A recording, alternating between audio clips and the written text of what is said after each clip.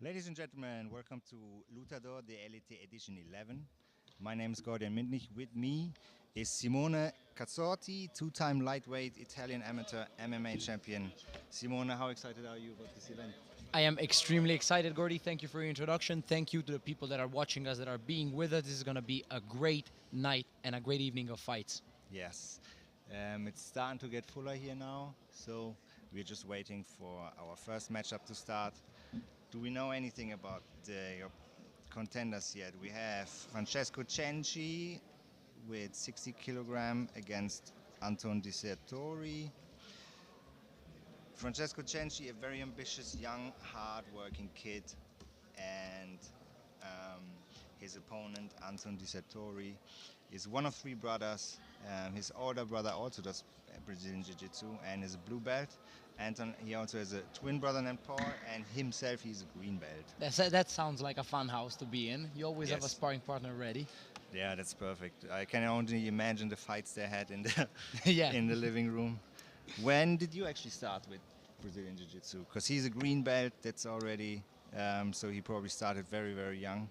Yes, most likely he started very, very young, and that's good. That's good because when you start building a foundation of grappling from that young age, it becomes almost ingrained in who you are, and it carries over into your fighting style. Yeah, I think I never heard anybody say, I started Jiu-Jitsu at the right time. Everybody wished they started Jiu-Jitsu sooner. Yes, that's very true, yes. How old were you when you started Jiu-Jitsu? I started doing Jiu-Jitsu very late in life. I started doing karate very early, but I was 18 when I Okay. started doing Jiu-Jitsu. I started karate when I was 5. Wow, that's crazy. But Jiu-Jitsu was a later discovery in my life. Yeah, same here. I think I don't even remember, but I was way over 25, I think. So Yeah, that's definitely a time frame where you say, I wish I started this when I was younger. yes, exactly. I mean, the young kids nowadays in Jiu-Jitsu, they're so high level. It's crazy. Like usually, a couple of years before, you wouldn't know even kids that age doing Jiu-Jitsu already, and now you see them with crazy moves. Yeah, the evolution of the sport is impressive, and right now, if you want to compete, it's likely that if you start early, you get a pretty significant edge. Yeah. It doesn't mean much in the long run, but at the beginning of your career, it certainly makes a difference. Yes, we have today 8 grappling events. They're all no-gi, so for people who don't know, we have Jiu-Jitsu with the gi and without the gi. So today, our competition will be no-gi Jiu-Jitsu. Yeah, the beauty of no-gi jiu-jitsu is there's much less room for control because the gi takes up space. And if you take out the gi, no-gi jiu-jitsu tends to be more slippery, sweat comes into play a little bit more. And so it's a more dynamic, more fun, more athletic sport. Yes, it's faster, it's more entertaining. Faster paced, definitely. I think it's also a bit easier to watch, especially when you don't know that much about grappling, about Jiu-Jitsu. Yes, it's definitely less intricate. There's many more things you can do with the gi that you cannot do without the gi on. What do you prefer? Do you prefer no-gi or do you prefer gi? As a mixed martial artist, I'm supposed to say I prefer no gi, but the gi is tremendously fascinating to me. I Okay. trained with the gi for 2 years, and it's been the 2 most beautiful jiu-jitsu years of my life. It's extremely fascinating, and there's many different things you can do with the gi that sort of stand out to me. So I Okay. prefer the gi. Okay, that's interesting. I never did much in the gi, I have to say. But yeah, it makes sense, obviously, for MMA. You have to get used to competing without the gi. Yeah, of course. If you want to talk about training for competing in MMA, it's no gi is definitely the way to go. Yeah, in my opinion. Many people say if you train in the gi, you get better even in no gi as well. That's very true. In my opinion, that's very true. From my experience, you get better at understanding how to control the opponent. So once you take the gi away, you have a better understanding of how to occupy space and place weight. So it's functional. Yeah. Okay. You can see a crowd start forming right now. There's people starting coming in. to build. There's tension in the air. This is going to be a great It's event. interesting. Yeah. I mean, the last event was very impressive. I was watching it from home. I was on the stream. Now I'm here commentating the event. It's very exciting. I can see how much work the people who organized this event put in here. We had some late changes, people dropping out, but it was all handled well. Um, so people put a lot of work into organizing this event. Yeah, the event I'd like to seems- mention this. Yeah. Go ahead. Sorry to Yeah. interrupt you. Like Lutador, the Elite, Alessandro Federico, even Raphael himself, he's fighting today in the main event. He was organizing things, picking people up from the train station, running around. So he even said to me, almost, it will be a relief for him when he can finally fight and he has to stop organizing everything and fight. That's what he loves to do. That's what he's here for. So yeah, hats out to him and like his family, everybody who helped organizing this event. Yeah, the location is also very, very, very beautiful. A cool location, a cool inside location, and the outside is cool as well. After the fight, if you want to take some relief, this is definitely the right place to do it. Yes, exactly. We have many people here. Some local influencers are coming as well. People are excited. People came here from all over Italy to compete in MMA, to compete in grappling. For some people, it's the first time competing at an event like this. So there's going to be some nerves here, I'd say, as well.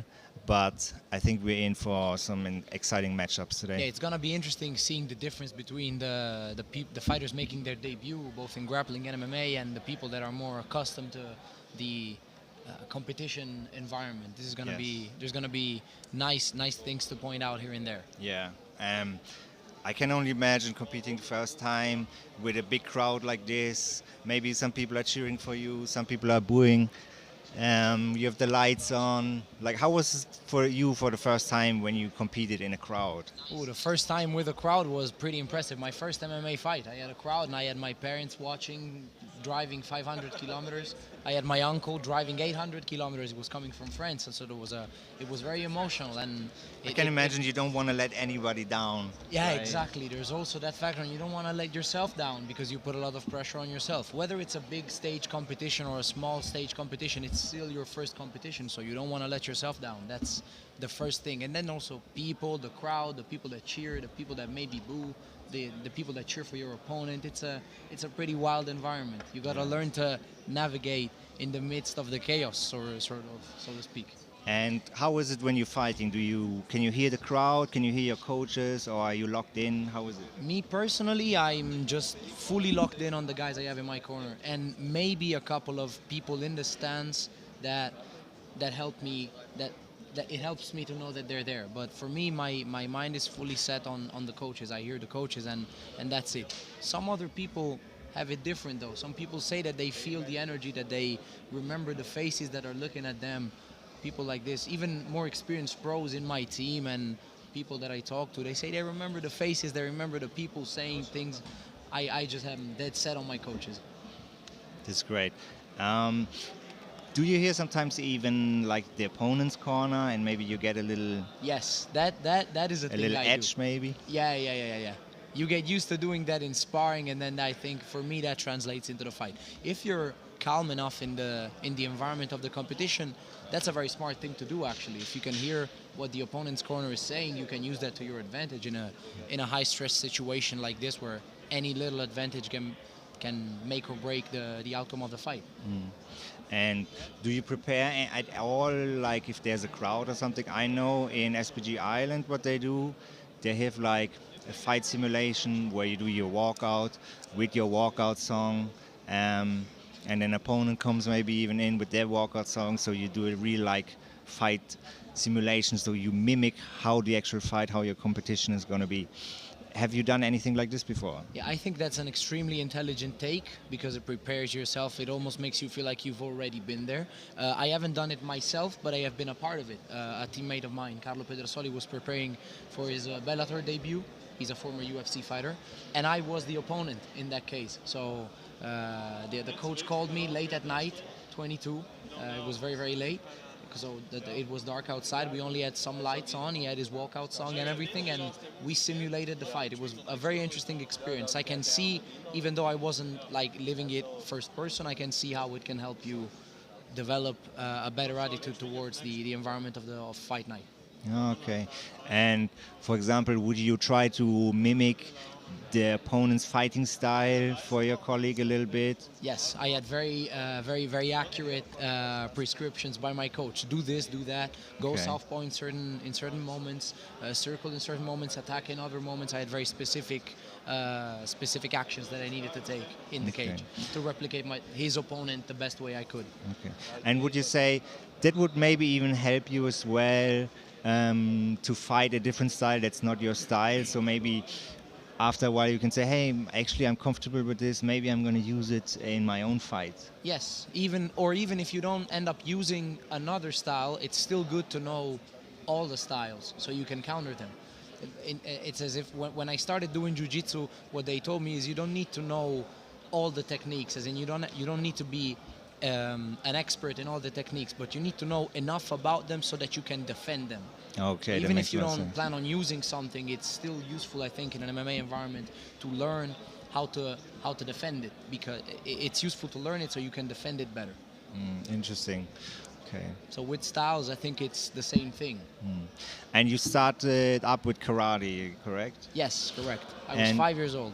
And would you say you still have like a karate type, maybe stance or style, or Yeah, did you change the style? Definitely. Karate remained.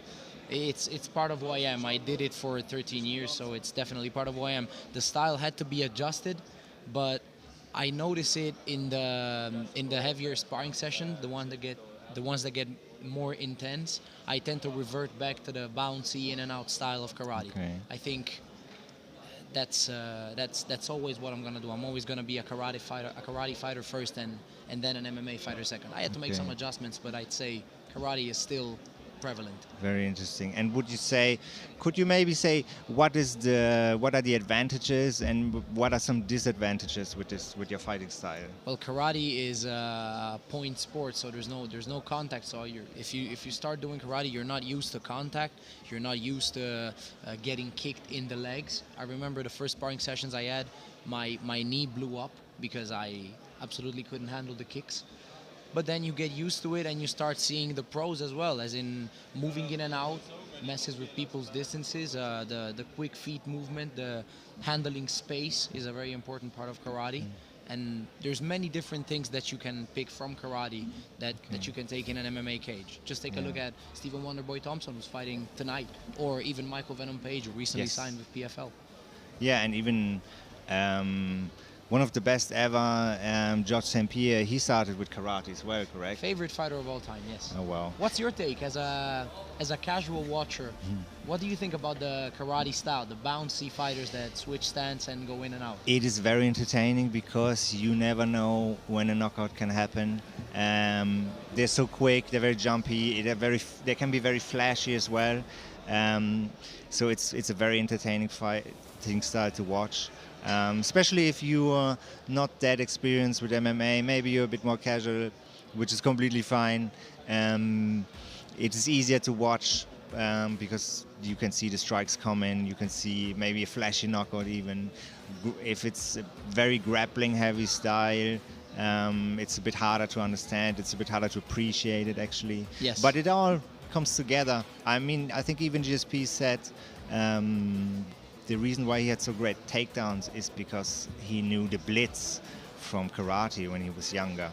Yes. Because I recently had the honor of training with Kami Barzini, former American top team wrestling coach, and he told me exactly this. He said the reason why George St. Pierre was so good at wrestling was not because of his wrestling, but rather because of his athleticism and his timing on the shot, which is derivative from karate. That's essentially a blitz double leg, what he did. You would never see that in a wrestling environment, because everybody bends over at the waist and is ready to defend, but he would just blitz on the opponent, and that would work. And so that's a very good take. so that also helped you with your wrestling, especially, you would say? Yeah, I'd say I'm not of course I don't have the technical level and the technical expertise of some of my teammates who are former wrestlers, but I tend to take advantage of my ability to go in and out. So even in wrestling that translates. And handling space is a big thing, even in wrestling, and karate helped with that and still helps to this day.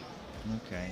And since you were coming from a striking background, a karate background, how was your first time doing jiu-jitsu? How was your first jiu-jitsu class? Yeah, Because I remember mine, and it was horrible.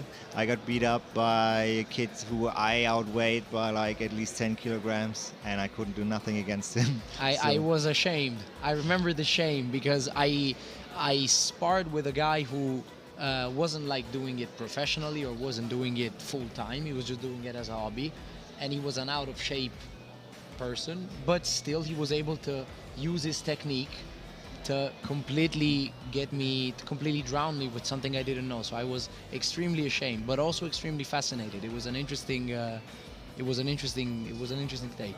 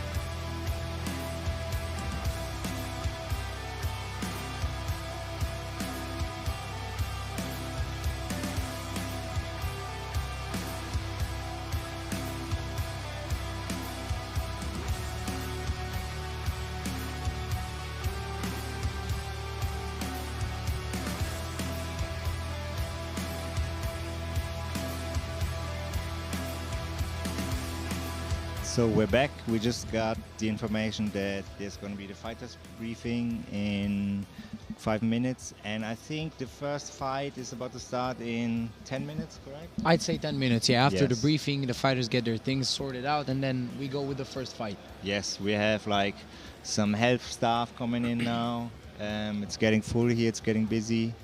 The fighters need to get the instructions when to come in and everything, so they know when to warm up. Before a fight, yourself, for example, how long do you need to warm up? That is really personal. Me, I like to start stretching very early to feel the body moving, but some people, like Raphael told us before, as the main event, one of the main event fighters, he told us he's gonna warm up 30 minutes before his fight, so that is completely personal. For me personally, I like to take my time and have a couple of hours of feeling my body out. I hear a lot like you need to get your first sweat in, and then you have a little bit more cardio after. Yeah, that depends on people. For me personally, I just need to feel the body to be, I need the body to be warm. It's not necessarily sweating, as in like doing push-ups and jumping jacks, but get the body warm, get the body to feel like it's ready to move around and perform a difficult task. Great. Okay, so we'll be back in about 10 minutes when the fights are about to start. We'll see you at the beginning of the fights.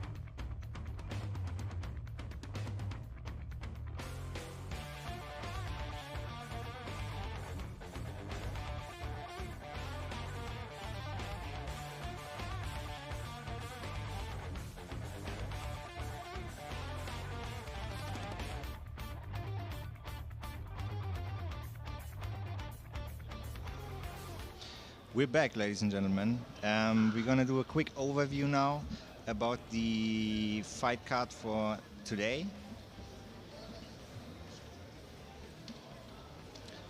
Do you want to do it? I'm fine. We start with Anton Dissertori and Francesco Cenci.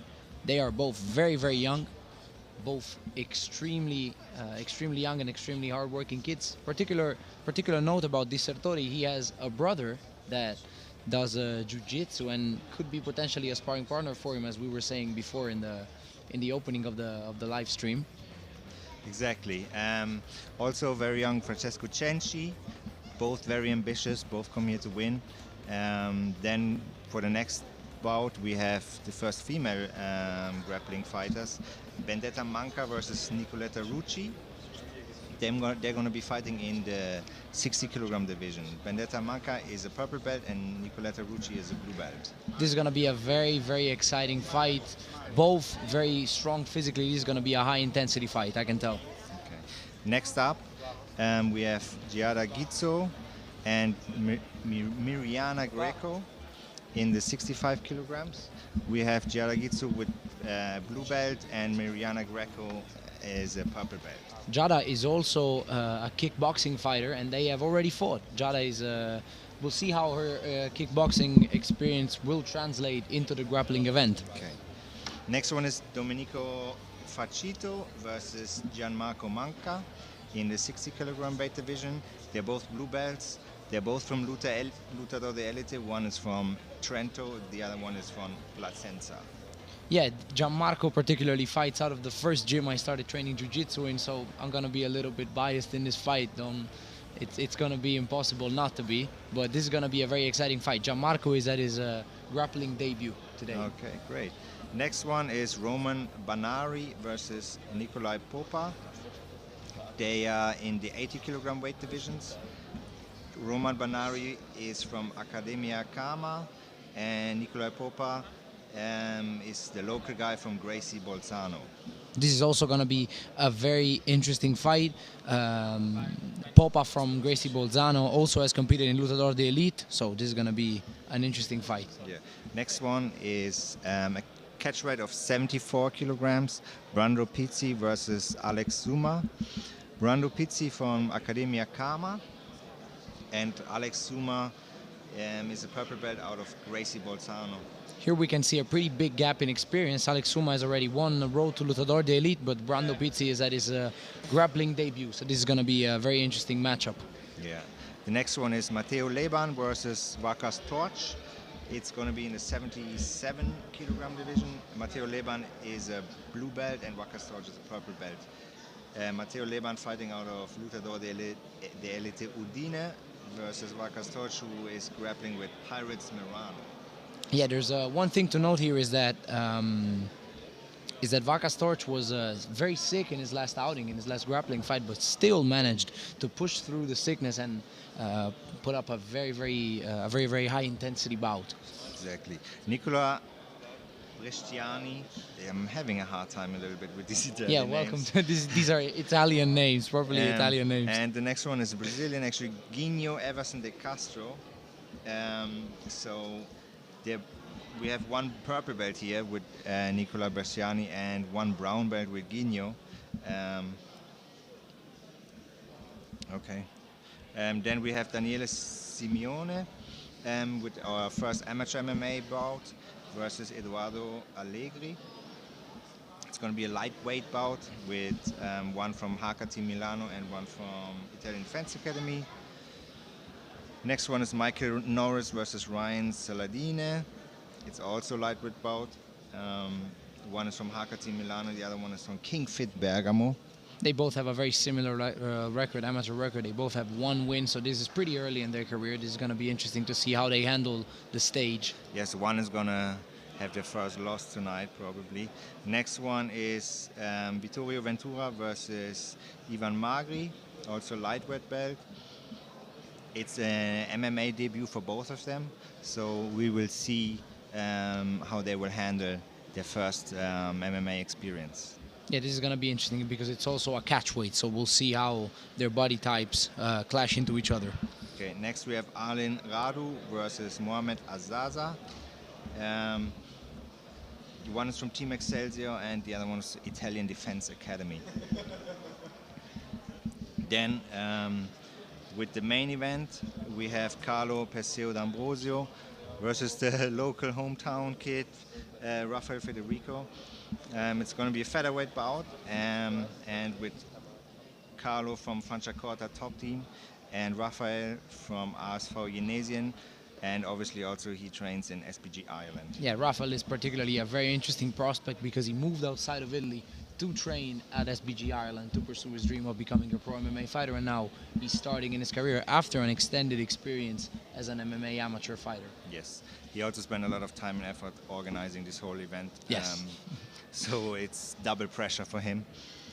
Yes, this is double pressure for him, but he's probably used to it. I mean, Okay. he moved to Dublin at a very young age, so he's probably used to it. So this is going to be a great card, starting with grappling, and then we're going to move to MMA. The fight of Raphael Federico is the only pro fight of the night. The other ones are amateur fights. There's some small differences in rules, but no big deal. The fighters have just been informed about informed about it in the briefing. Okay. So I'm gonna go in announcing the event now, and then we're gonna start off with our first grappling match.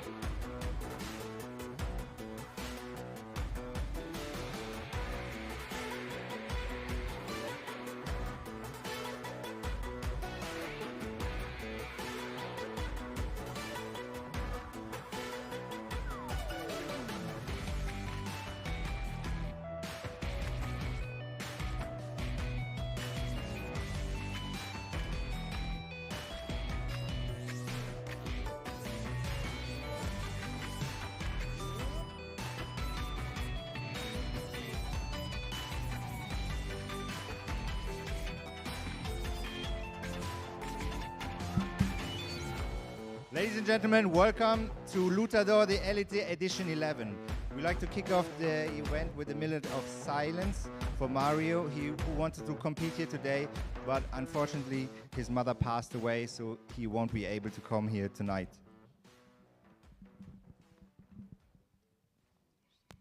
Ok, un minuto di silenzio per la mamma di Mario Fiorio che doveva combattere oggi, ma giustamente è venuto solo a presenziare perché non se l'è sentita, combatterà a giugno, e quindi un minuto di silenzio.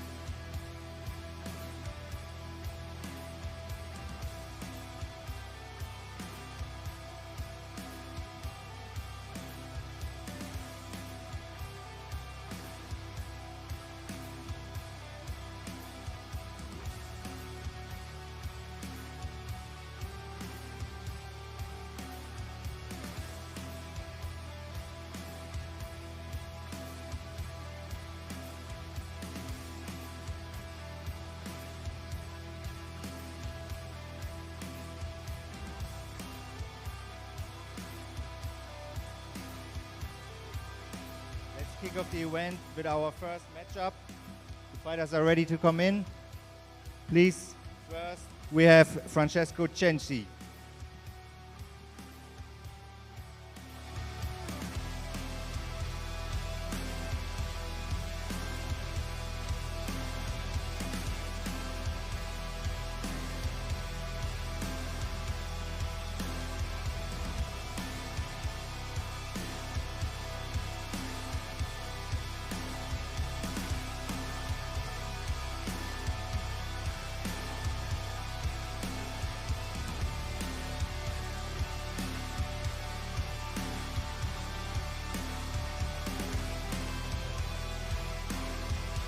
And now his opponent, Anton Dissertori.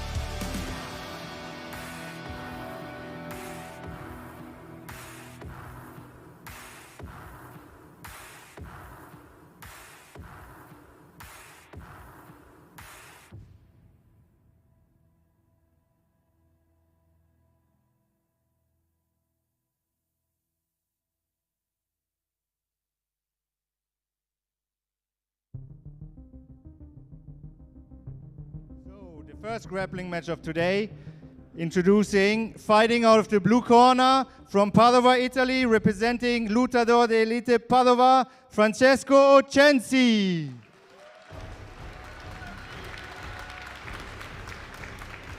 And now introducing his opponent, fighting out of the red corner from Genesio, Italy, representing ASV Genesien, Anton Dissertori.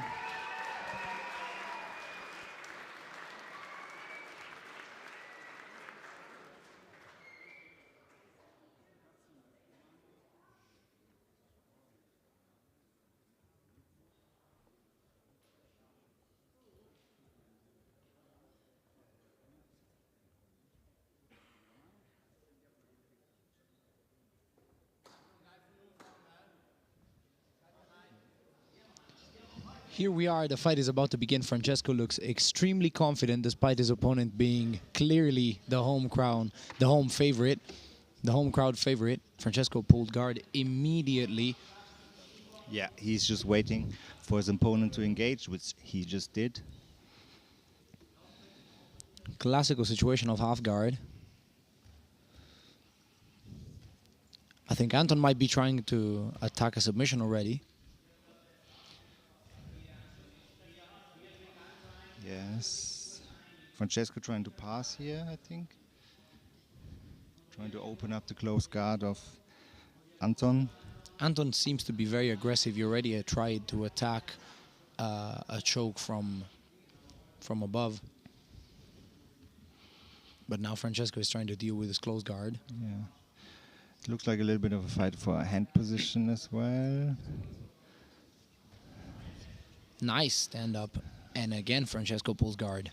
Yeah, he probably does not want to wrestle. Evidently does not want to wrestle. Yeah.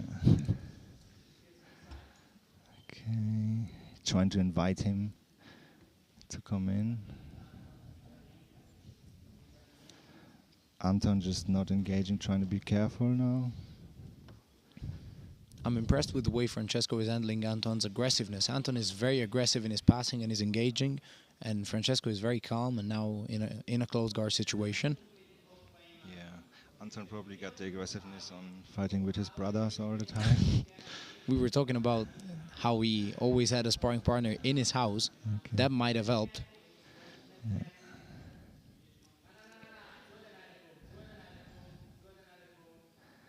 We can hear some corner advice as well.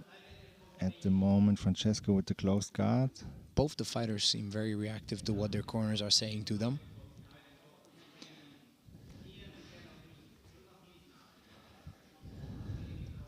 So what would be a good way for Anton to open this tight closed guard from Francesco? Right now, it's either waiting for Francesco to attack, because clearly Francesco does not want to leave this position, or put pressure on his thighs like he's doing right now with his elbows. Yeah. Everybody knows this position. This is extremely it's painful. Very uncomfortable, yeah. If you do that a lot in training, people will not like you.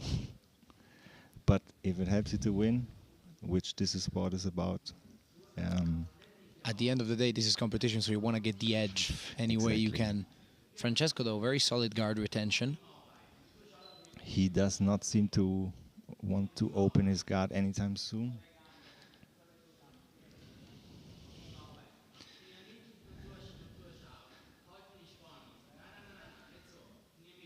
Anton is trying to invite Francesco to try and attack something. I think he wants to pass the guard, defending an attack.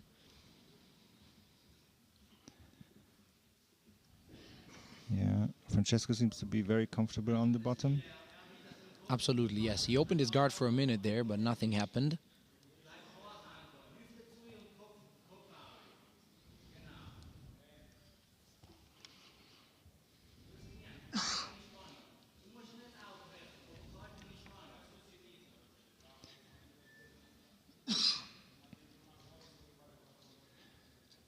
I gotta say, for the young age, they're both extremely calculated in the moves they make. They seem very, very calm, very... none of them seem in a rush, let's put it this way.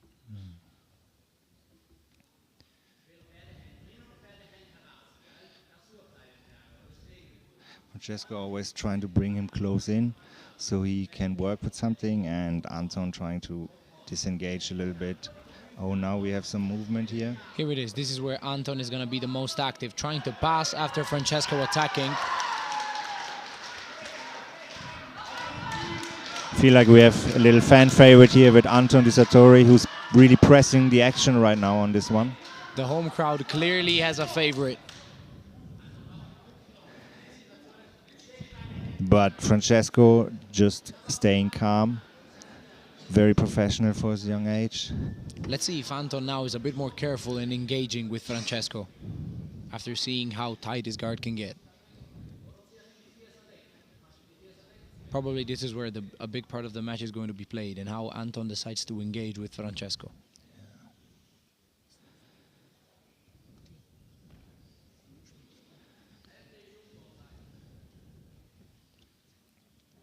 What would be your strategy if you have somebody on the bottom trying to pull guard, being very tight? If I was Anton right now, I'd say prioritize a good engagement. Engaging well is important. This is a nice way of attacking, but he's going to end up in a half guard again. The most important thing when somebody underneath you is trying to pull guard is engaging correctly and trying not to get stuck in their guard. How does Anton get his right leg free now? What's the best move? He could either slide to the right and try to get to the mount, but Francesco is definitely not going to do that. He's going to be aware of the threat. Or he could slide to the left, cross his knee over Francesco's hips and try to get side control. Francesco, though, seems to be a very difficult guard to pass. So yeah, there's definitely a reason why he chooses to stay on the bottom for this fight. Nice leg attack.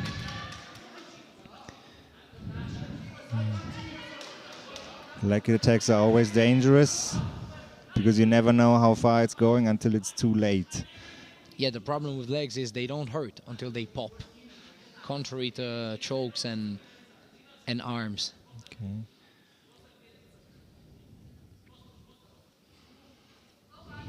This is probably what Anton has to try and avoid, lifting his weight off of Francesco, because lifting the weight off of the opponent lets the leg free to be attacked, and that's definitely what Anton does not want to happen, seeing how calm Francesco is. Yeah.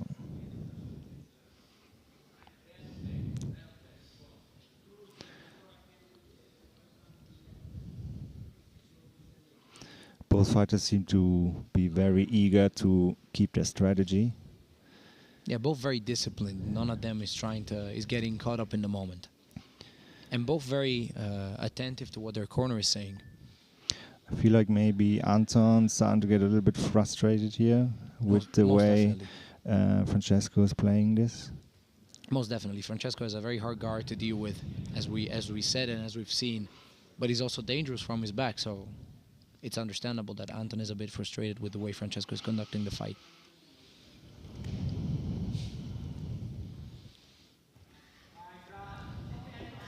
Again, going for the leg is Francesco.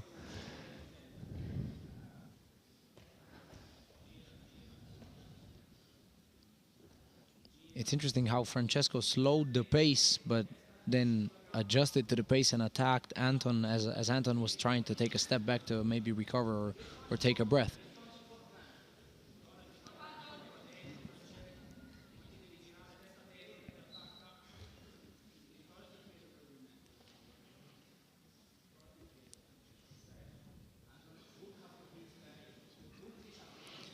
As long as Anton keeps his weight on his left leg, then he's good to defend. But Francesco seems to be extremely well versed in leg attacks, so we'll see how long Anton can defend and how long Francesco can keep on attacking.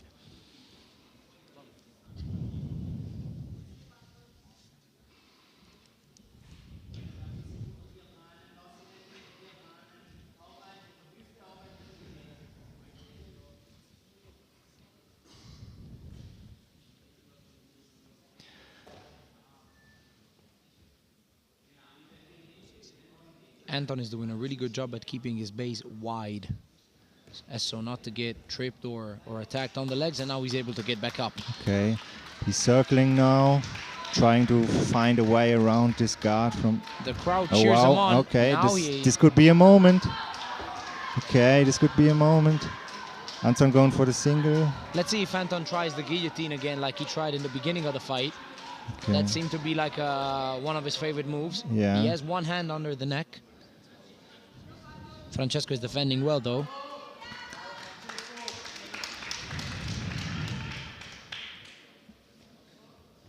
Okay. Anton is up again.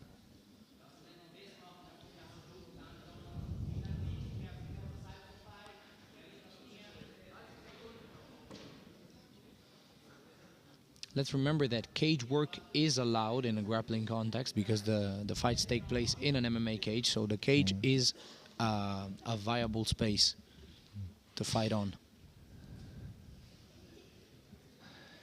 Yes, I prefer actually grappling in a cage because this many times it happens both fighters leaving the mat, and then there's always this problem about restarting and how to restart and when to stop the fight. And exactly.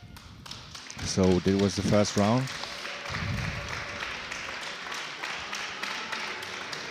Both extremely well-educated grapplers and intelligent in their approach. So what do you think Anton has to do to get this fight in his favor? If I was Anton, I would try to up the pace a little bit with my passing. It's now mandatory for him, I think, to try and move Francesco and make Francesco move and give him problems, different problems. And okay,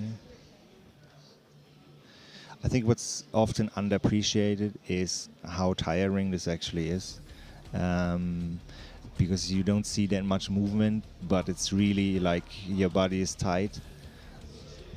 Okay. So we see now Anton in back mount, starting from back mount. This is the first minute of extra time. Let's see if Anton can take the finish or if Francesco can escape. So he will start in a back mount with a seat belt, and then we see if he's able to submit him there, and then obviously Francesco will get his chance as well. Oh, it looks like he almost has it. Nice defense by Francesco. Francesco is extremely composed, even when defending. We haven't seen him defending much in the 10 minutes of the regular fight, but the extra time is definitely going to be more entertaining from that point of view. Yes, EBI rules really changed Jiu-Jitsu a lot for entertainment, I would say. It's a little bit like from amateur wrestling, where they have a similar approach, where they start fighters in like an advantage position and the other one in a compromised position and then switch. Exactly. Francesco is dealing with the compromised position really well, though. Anton had arms tight around his neck, but Francesco is still defending. And the triangle with his legs. Very tight triangle by Anton. It's really almost painful having that tight triangle around your belly for Francesco, but he seems to be very composed. And the minute is over with no damage taken or given by both. So now Francesco gets to pick his position. So there was no escape, no finish.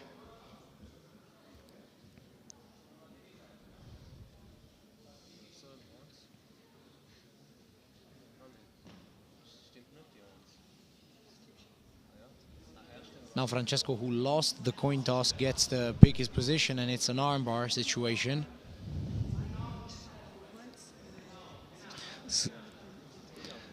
So Francesco's going to try everything to finish this fight with an armbar. Maybe he's going to switch to a different position, but he's definitely going to start off with this one.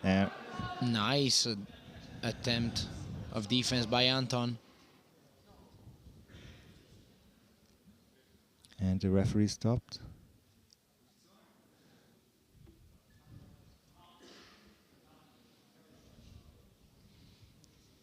Anton picks an armbar now. He had a very quick escape.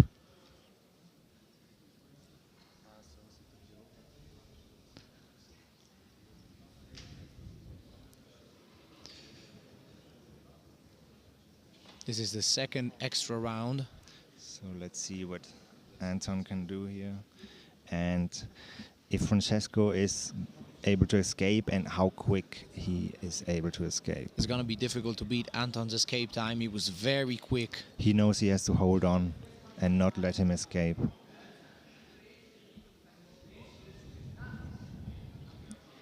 Francesco has to take risks now because Anton escaped really quickly.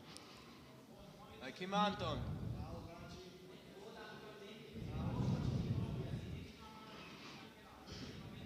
Anton pushing the legs down here.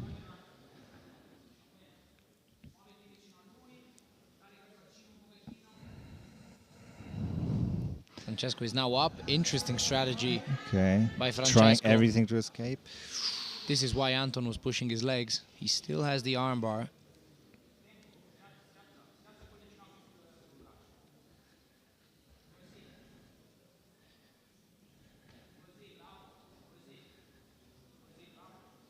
Okay, Francesco's corner.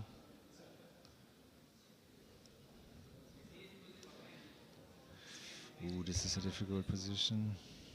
Francesco is trying to get some leverage on his arm to get it out of Anton's legs. Yeah. Anton seems to have a very tight grip. And there we have it.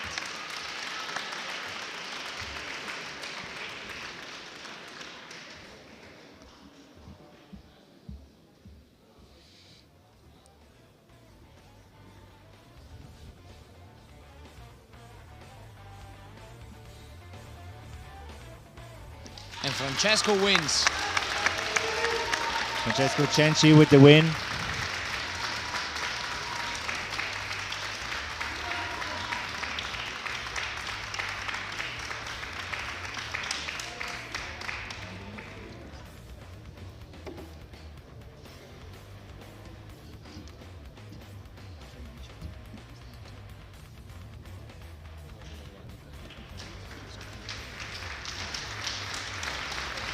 And Francesco gets the medal here.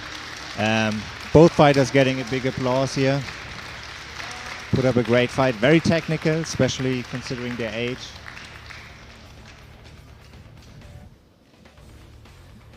And let's now hear what the winner, Francesco Cenci, has to say after his fight.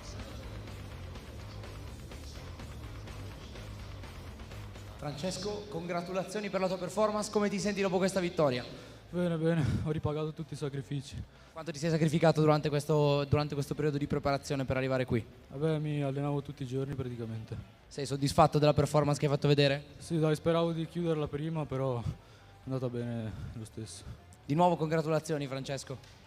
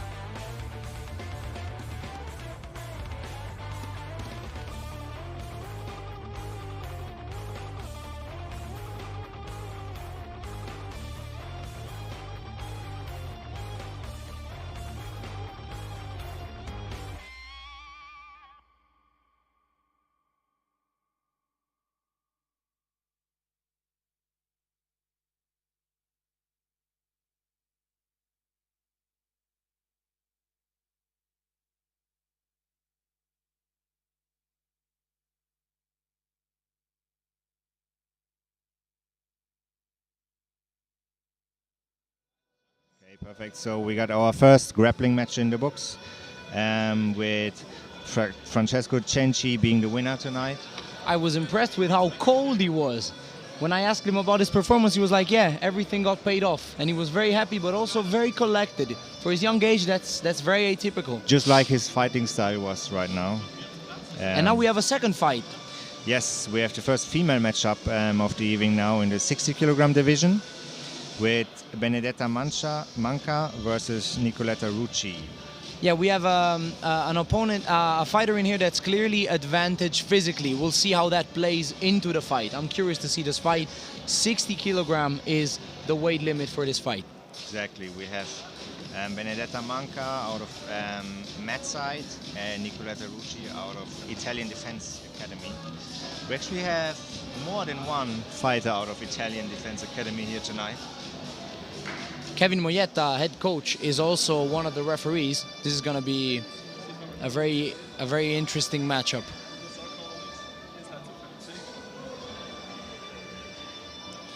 Okay, we have Benedetta Manca, who is a purple belt, and Nikoleta Ruci, who is a blue belt.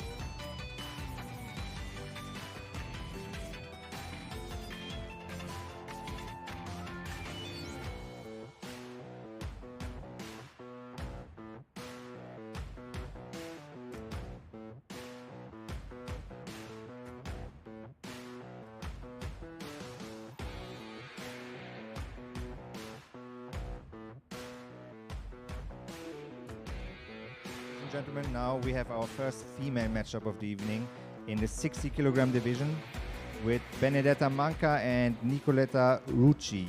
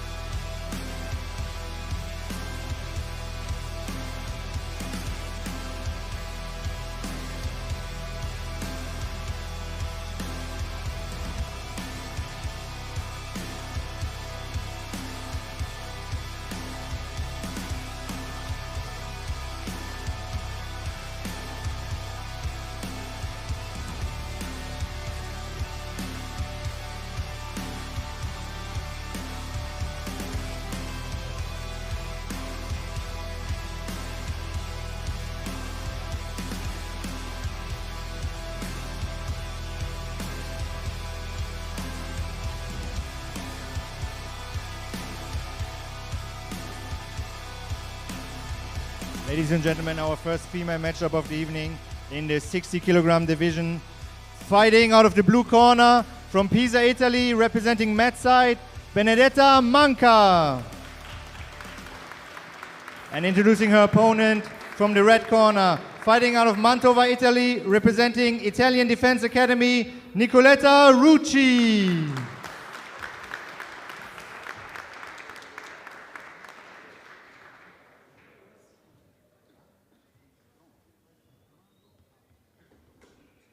So here we go with our second grappling fight of the evening. This is going to be a female bout contested at 60 kilograms. The fight starts right now.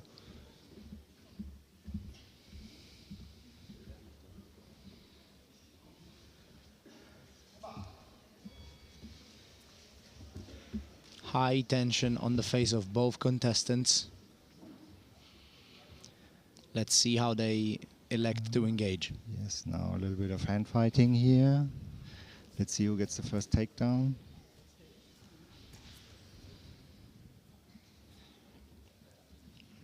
Benedetta with now both having their necks.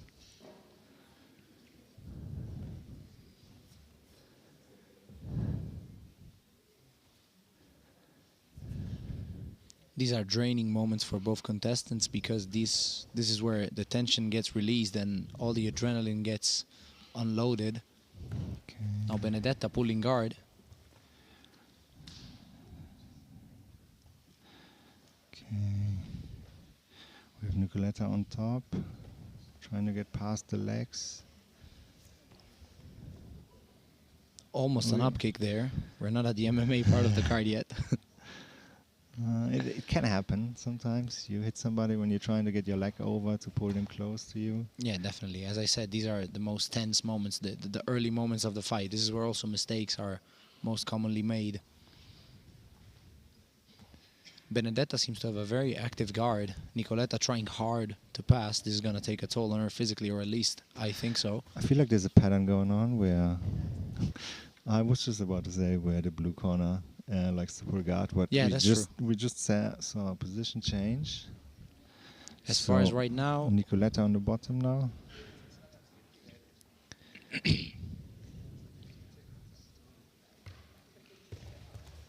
nice pass by Benedetta. Nikoleta trying to recover now. Benedetta clearly has a weight and size advantage over Nikoleta. Trying to get...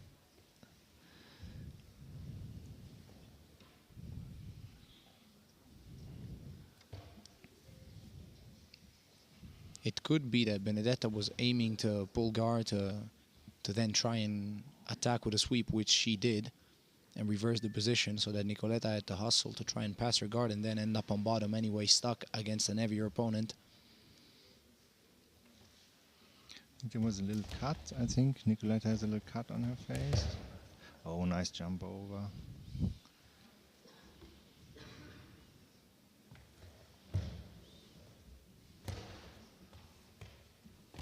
Heavy hips by Benedetta. You can hear the slams on the mat. So what's the best thing for Nikoleta to do now? As of right now, it would be to get up and at least away from under Benedetta, because Benedetta is clearly imposing herself with her skill and her pressure.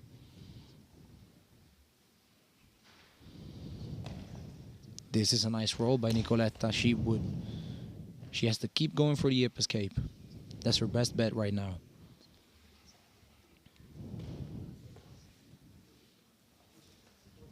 Oh. Nice back take by Benedetta. Nikoleta really trying to defend the choke now. Benedetta trying to get the second hook in, maybe. Maybe she doesn't even need it. Nikoleta's corner is saying that Benedetta is crossing her feet, trying to maybe call for an ankle lock. We know it can happen and it can be very painful. Now Benedetta is under the neck. Oh. She tapped. Nice choke by Benedetta.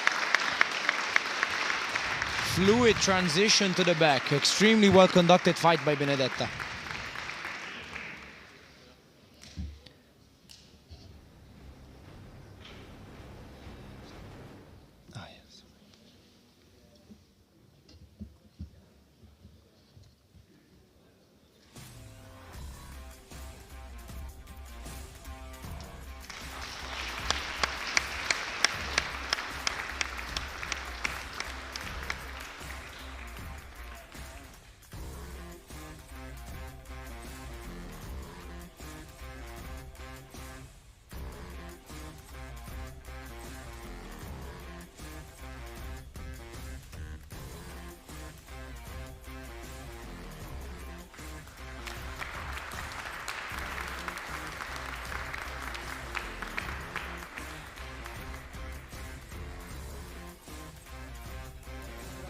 per la tua vittoria, sembravi molto tranquilla, avevi un gameplay molto ben preparato, come ti senti? Stanca, però tutto a posto. E visto che ci sono, ringrazio la mia squadra, Berne e Vale, e la mia Medside, la sede di Livorno e di Lucca, che mi hanno aiutato a preparare questo match. E sono senza fiato, quindi... Sembravi avere una strategia molto precisa, sei contenta di come hai condotto il tuo match? Quando arrivo qui cerco di non pensare. So le cose che posso fare in gara e le cose che non posso. Cerchi di adeguarmi all'avversaria, che è stata molto tosta, infatti, e anzi la ringrazio di questo match. E nulla, quando arrivo qui poche cose e cerco di adattarmi. Congratulazioni di nuovo per la tua vittoria.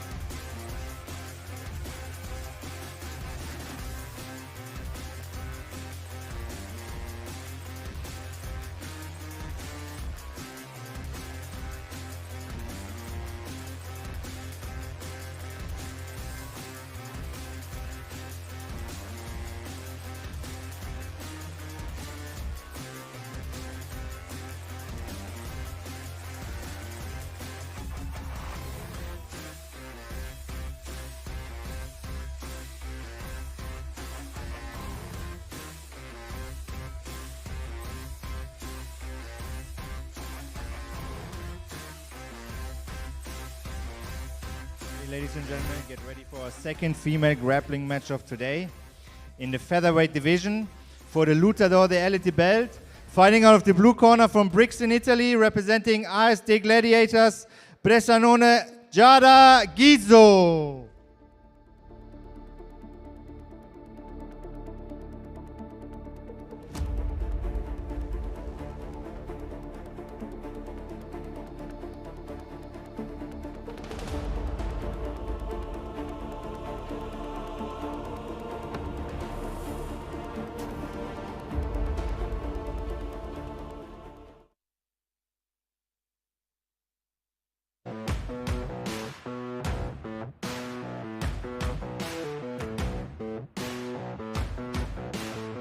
Her opponent fighting out of the red corner from Bolzano, Italy, representing Gracie Bolzano, Miriana Greco.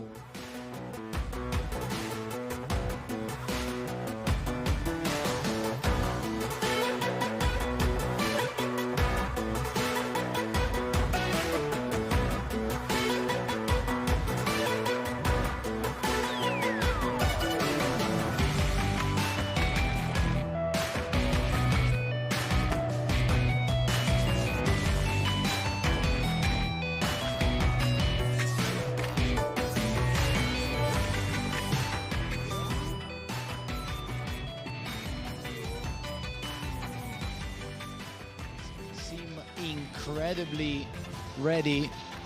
Of course they are, because it's for the Lutador the elite belt. Particularly, Miriana was jumping on her feet, ready to get inside the cage. Okay, we're gonna start with the first round any moment. What do you know about Giada Gizzo?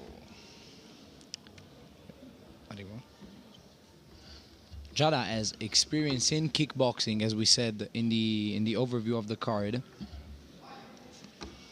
We'll see if any of that translates into her grappling today. Mirjana Greco, a local fighter, which you can clearly hear in the applause. Yeah, Giada has a very high stance. You can tell she used to do kickboxing. She's light on her feet when she moves. She doesn't stomp her feet. So Giada actually fought against her before on road to Lutador de Elite and lost. So we will see if she can avenge this loss tonight. This is the first time in the night we see cage work. This is going to be a very, very interesting section. And we have our first takedown. Nice head and arm takedown and nice defense by Mirjana, who's trying to take the back now. Ooh, they're not wasting any time now. This fight was heated from the beginning on. Getting to the mount this early in the fight is probably going to be good for Mirjana because she's going to force her opponent to almost gas out, trying to escape such a difficult position. Let's see what Giada can do from the bottom.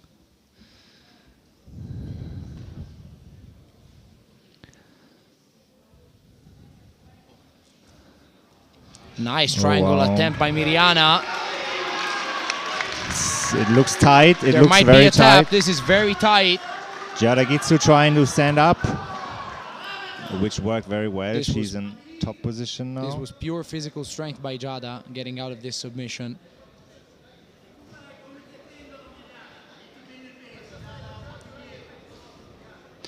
We'll see how much Mirjana has expended to try and finish this this triangle because it seemed very tight. Giada defended it well. This was definitely an exchange. Oh, maybe she's trying to isolate the arm now, Giada. Yeah, she's clearly attacking the arm right now. Ooh. Figure 4 lock on the arm. Let's see if Mirjana can defend. I think the cage is now a little disadvantage to her. Absolutely. The cage maybe saved Mirjana there from a dangerous submission attempt. Mirjana now with both butterfly hooks in. Yeah, the butterfly guard is a guard where you can handle the weight of the opponent really well, and in fact Mirjana stands up. I was wondering if Giada was going to power through the butterfly hooks, but Mirjana was very smart to stand up. That's a dangerous position to be in against an opponent that's clearly so strong physically. Let's see how long these fighters can take the tremendous pace up they're on now.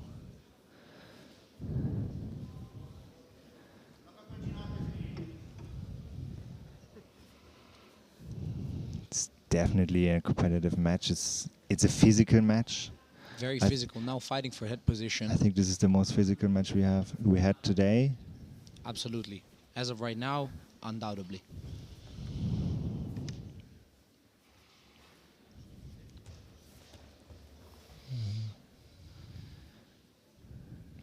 I think the one who gets the best out of a out of such a physical fight is Giada. Giada seems to be very at ease with his fighting style. Mirjana seems to be a little overwhelmed by Giada's physicality.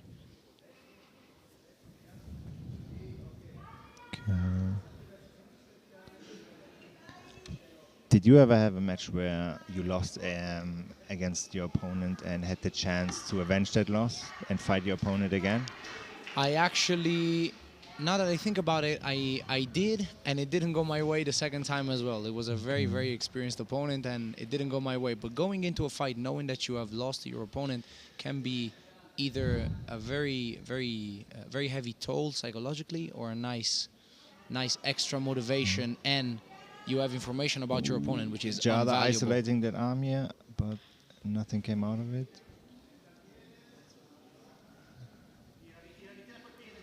Ooh, now we have a dangerous position. It's nice to see a kickboxer attacking the legs. It means that her skill set is very vast and very, very wide, and showing off to be a complete fighter.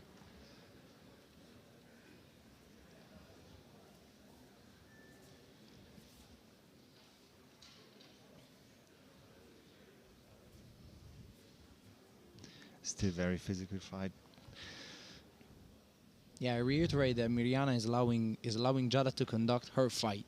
Mirjana most likely shouldn't fight this way. This was a nasty hip throw off of the cage. Yeah, it seems like the longer the fight is going, there's a slight advantage for Giada Gizzo. Absolutely, yes. Mainly because Mirjana is not fighting her fight right now. That's at least what I believe. She's allowing Giada to make the best out of her assets. And now she's stuck again under such a physically strong opponent.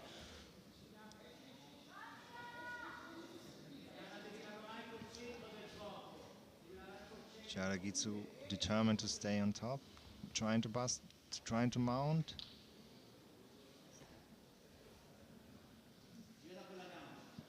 Putting her weight now. Let's see if Mirjana from here finds her way up. I think as of right now, that's her best bet. Trying to use the cage a little bit. Could be a good option, but against such a physically strong opponent, it's also difficult to stay up once you get up and you're against the cage.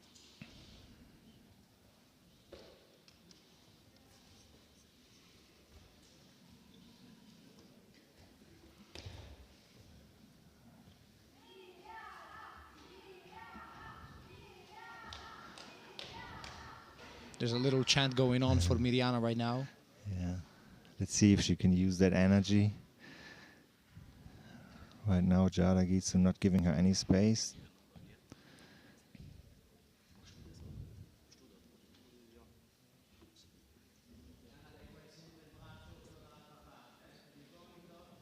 Mirjana is clearly trying to set her legs free so she can attack something from the bottom, but Giada is not giving her any space. What's up, guys? I'm also here. We have a little guest on the broadcast right now. Soon to be main event fighter Raphael Federico joined us. Interrupting our hard work here, but he's the boss. What can we do? Oh, there seems to be a submission attempt from Giada now. This is a very bad situation for Mirjana. She's clearly hustling, trying to get out. Oh, this seems tight. Giada using all her strength now to finish this. Oh. Nice finishing sequence by Giada. Giada with the win again, retaining her title.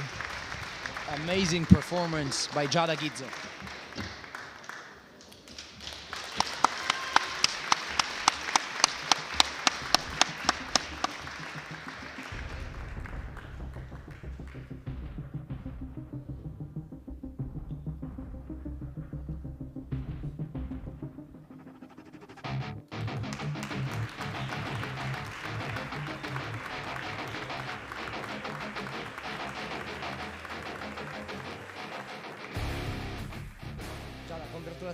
Prego. Bellissima dimostrazione di rispetto, congratulazioni per la tua vittoria, ti sei imposta fisicamente, cosa ne pensi della tua performance? Sono contenta, devo dire, non me l'aspettavo e sono contenta di come è andata. Cos'è che non ti aspettavi, cos'è che ti ha sorpreso? Mi aspettavo più controllo da parte sua e invece durante buona parte dell'incontro sono riuscita a tenere il controllo, a stare calma, quindi sono contenta. Complimenti davvero, congratulazioni per la tua vittoria.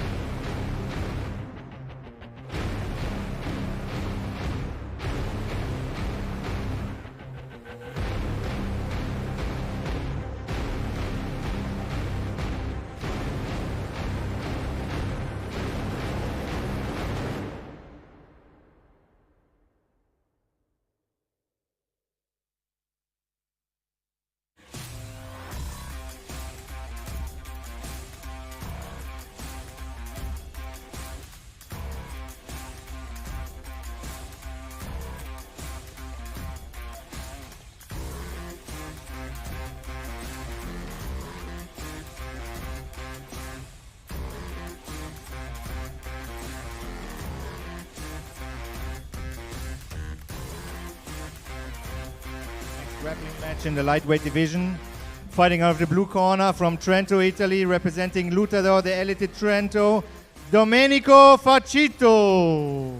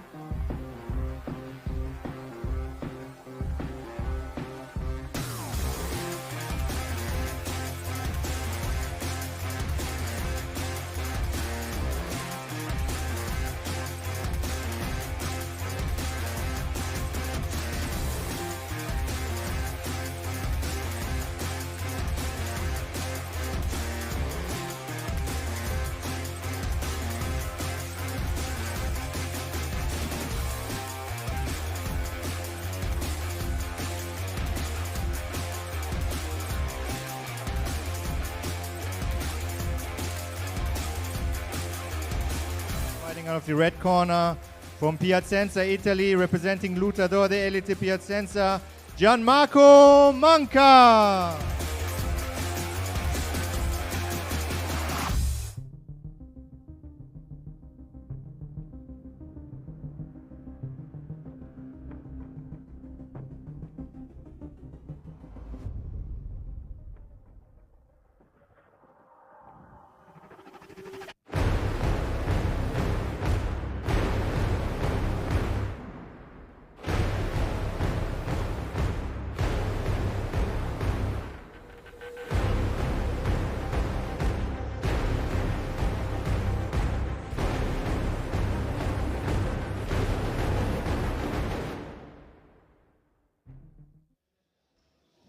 Tensions are running high. Domenico was staring Gianmarco as he was walking inside the cage. This is going to be a great fight, judging by the looks of it.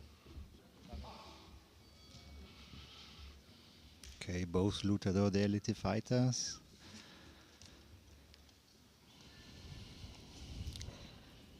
Similar haircuts as well, I'd say. Similar body type. There's a height advantage for Gianmarco. Let's see how if he uses it. Both very stocky fighters. Yes. Domenico more so than Gianmarco, I'd say, but still. Yeah. So I'd say your body type says a lot about your fighting style as well. Yeah, you kind of adapt to what you've been given with your body type and turn it into an asset when you develop a grappling style. Nice arm drag by Gianmarco. Let's see.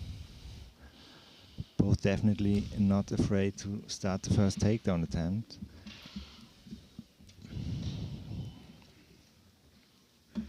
There's clearly nerves involved into the first part of the action in this fight.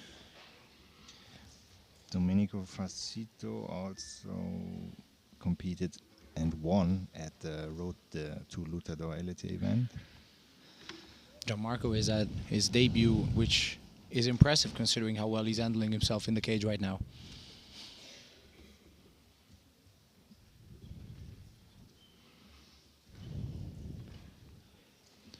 Domenico seems to be the more active of the two. Yes, a lot of feints from him. Which could be a good sign, but could also be a good sign for Gianmarco, because if he doesn't react to the feints, it means he's not biting on them. Yeah, he seems to be very calm. Yeah, Gianmarco is from my home city. I've actually trained with Gianmarco, and he's a very, even back then when he was just a novice, he was a very calm grappler. Now he's got years of experience under his belt, and I've been told really good things about him.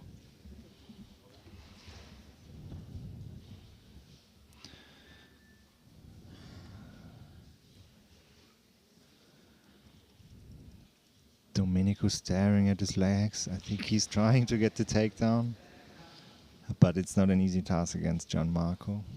Yeah, the problem is right now both of them are very well prepared for dealing with the takedown attempts from the opponent. So none of them is having success.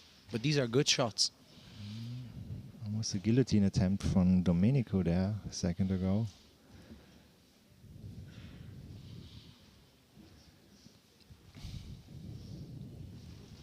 Nice double leg on the fence by Domenico. Finally gets the takedown, Domenico. Top Let's see. position now. Let's see how Gianmarco works. Already trying to get the arm for a second there, I thought I saw.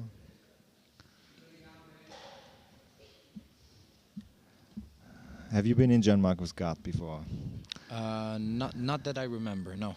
That was and it was a long time ago. So he was really a novice when we trained together. So okay. Not that I remember.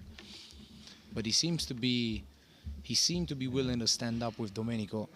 Now we'll see if he elects to get back up or to attack from the guard. Gianmarco blue belt by now, just as Domenico, both blue belts.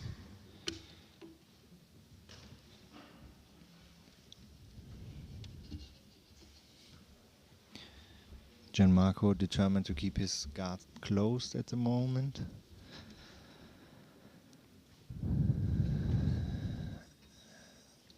And Domenico even fainting on the ground. Trying to maintain good posture. Little head nod by Domenico, as in, what are we trying to do? Trying to get a reaction out of Gianmarco, who seems ever so calm. Let's see if he tries to isolate the arm right now. Yeah, oh. Bringing his legs up.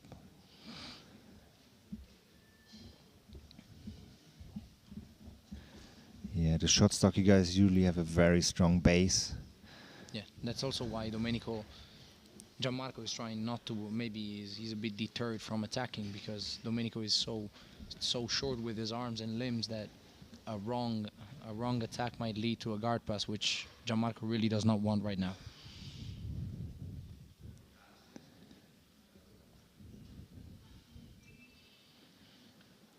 I like Domenico's right arm working on Gianmarco's left leg right now. It's stopping Gianmarco from trying to move or getting back up. Oh, nice leg lock attempt. Nice defense by Gianmarco. But he paid a big price with his leg attempt there. Gianmarco now on top. Extremely reactive defense by Gianmarco.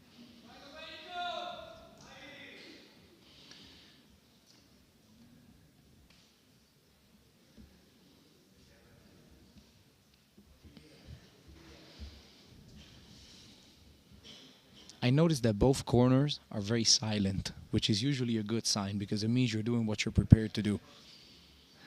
Yeah, you're following the game plan. Exactly. There's no need to scream and hustle, because you're doing exactly what you're supposed to. Power, reversal sweep by Domenico.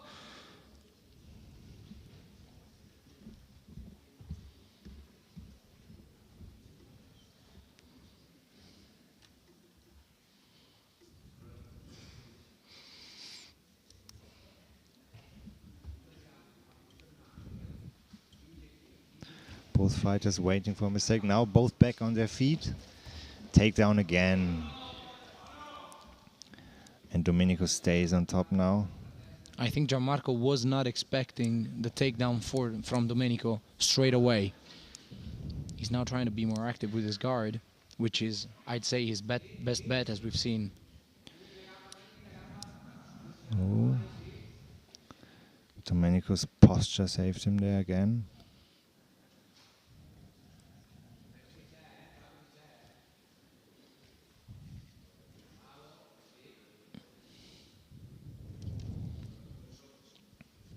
Gianmarco trying to catch a breath. Clearly handling Domenico's weight has been difficult for him.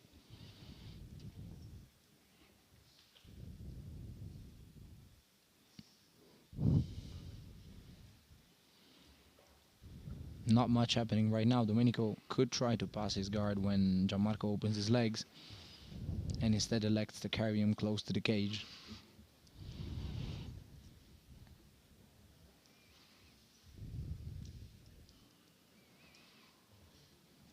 Gianmarco trying to walk his legs up a little bit, pulling the head down.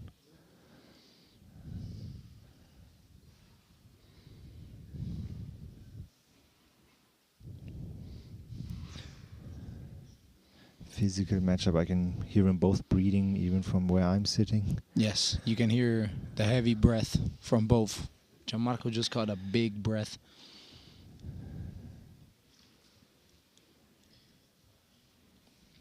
Domenico's pressure might have taken a toll on Gianmarco.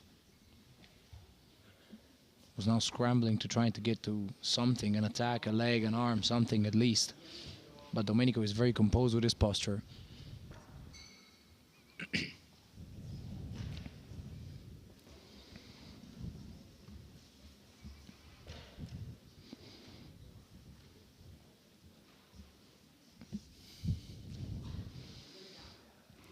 The second, I see one fighter having a slight position, a slight advantage.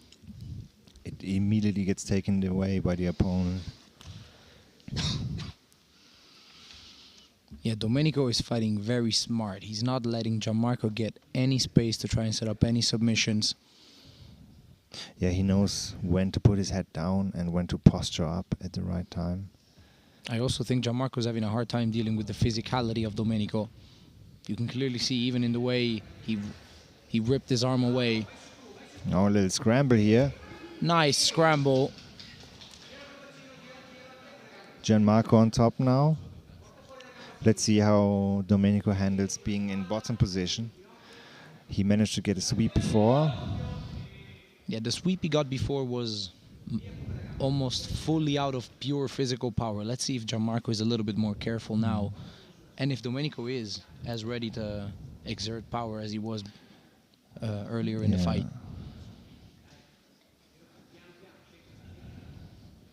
This is where I feel Gianmarco has the edge. So he has the advantage in this situation. Trying to get them out. Domenico recovered a little bit.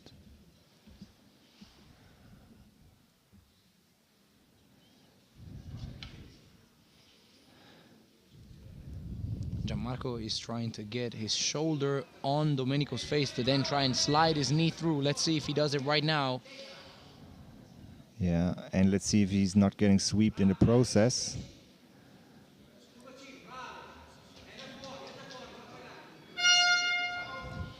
And time. Nice work by Gianmarco in the last part of the fight. Domenico was on top for the most part. But Gianmarco really showed what he's capable of when he got on top. I think his biggest mistake in the fight was allowing Domenico to get the takedown. Let's see what the coin flip says now. This is extra time. The winner of the coin toss elects a submission position to attack from, and we either check for the time of submission or the time that it takes the opponent to escape. The faster either submitter or escaper wins. Exactly. These are the EBI rules established by Eddie Bravo. Jiu-Jitsu connoisseur, I would say. Now we see Domenico starting from a back mount. I was expecting armbar, to be honest, considering Domenico's physical strength. Yeah, okay. Let's see if Gianmarco can escape, and if he's able to escape, how long does he need to escape this position?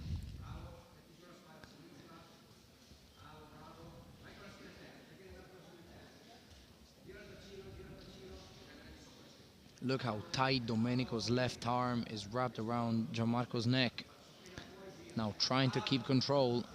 Ooh. And Gianmarco gets out of position. So now we're gonna get a switch. Gianmarco gets his favorite position now. He can choose between back mount as well or the armbar position. I think he's choosing back mount. Yeah, against a guy with arms that big, I think any wise man would choose back mount. Okay, both fighters are ready.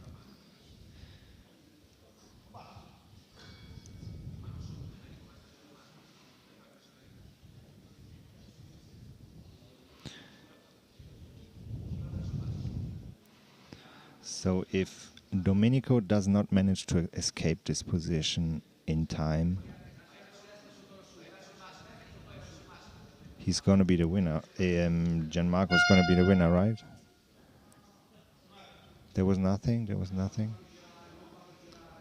That was a mistake by the ring Somebody horn. in the dark. Okay. Nice control Almost by escape. Gianmarco. Gianmarco got him again. Heavy hooks. Fighting about their legs now. Gianmarco trying to mount.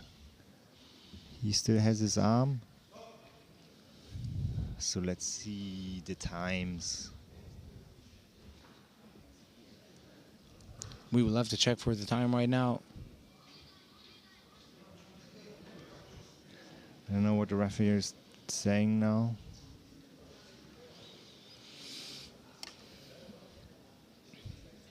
This might turn out to be a strategical and cardio battle more so than a technical battle right now. Okay. Let's see who will handle the pressure for longer the best way possible. Armbar position now for Domenico. Nice of Domenico to not go straight to the armbar, which I feel will be his stronger submission given his physical strength and his physical advantage over Gianmarco. Wow, Gianmarco immediately kicks up. I must admit, I am not surprised because Emanuele, Gianmarco's coach, taught me my first armbar escape, and it's an escape I still use very effectively to this day, so I'm not surprised in the slightest. Let's see if he can rip the arm free. Nice work by Gianmarco. Oh, he tapped. Did he tap? Or was it just a bit of frustration? I can't understand if he tapped or if it was out I of think frustration. he was just frustrated.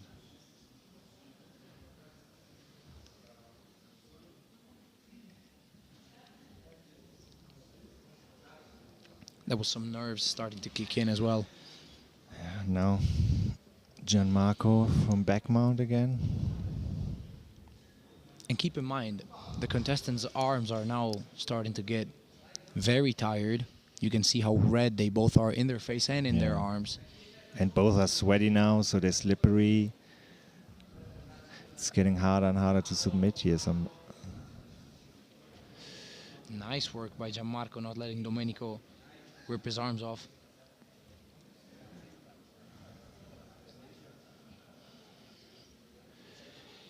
Ooh.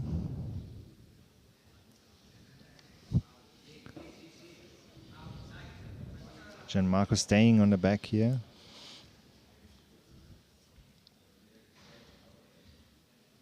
And now Domenico turning into Gianmarco's guard. And he escaped. So the referee checking the time now.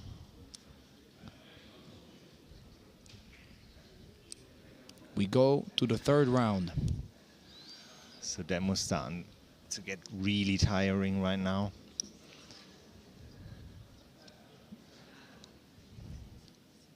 Back mount from Domenico now. Wide mouth breathing. This is very tiring for the both of them. Again, back mount for Domenico.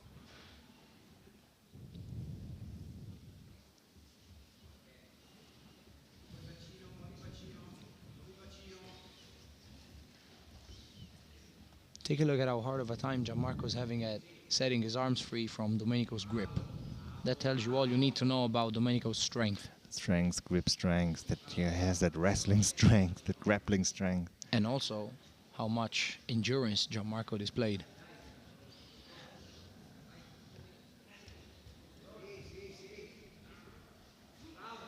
Oi. Nice defensive work by Gianmarco. Both fighters getting a little bit frustrated now.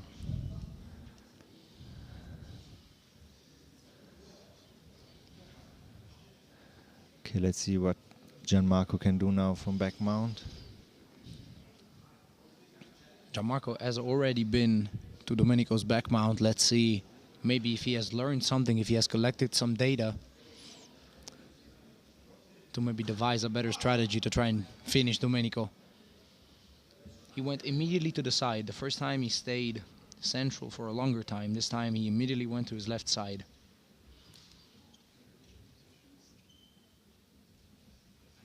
Domenico is just so strong, but the right arm is through.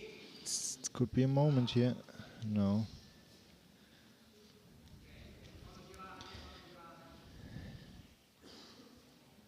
He manages to get under the chin, but he can't lock anything in. That has got to be due to Domenico's strength. again. Let's see if Domenico can escape here. He's almost out. Yes, nice escape. There he is.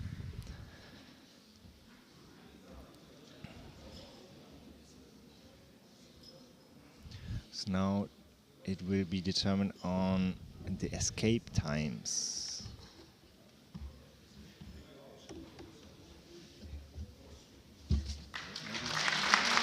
Maybe say the winners now. Like in the month.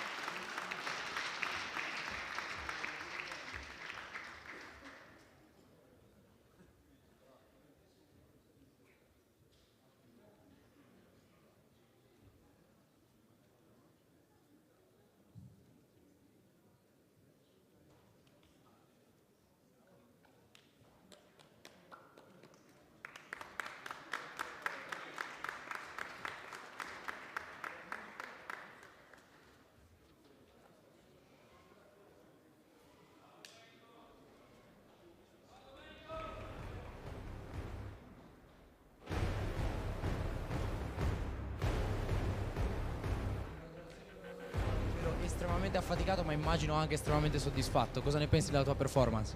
Non sono affaticato, zero proprio. Spengo. Però minchia, fortissimo. Un toro, cazzo, fortissimo. Però mi ha resistito fino alla fine. Come ti sei sentito durante il match? È stato un match molto fisico sin dal primo secondo. Molto, molto. Pur essendo più basso di me, spinge fortissimo, fortissimo. Non dà un attimo di tregua. Ed era la cosa giusta da fare, però resisto più di quanto spinge. Avevi pensato a una strategia per un eventuale extra time o hai improvvisato quando ti sei trovato lì? No, guarda, ti dico la verità. Abbiamo provato in allenamento di overtime anche più di un minuto, quindi eravamo preparatissimi e si è visto. Però puntavamo a chiuderla prima di 10 minuti, sicuramente. Però è andata bene. Complimenti di nuovo per la tua vittoria, Gianmarco.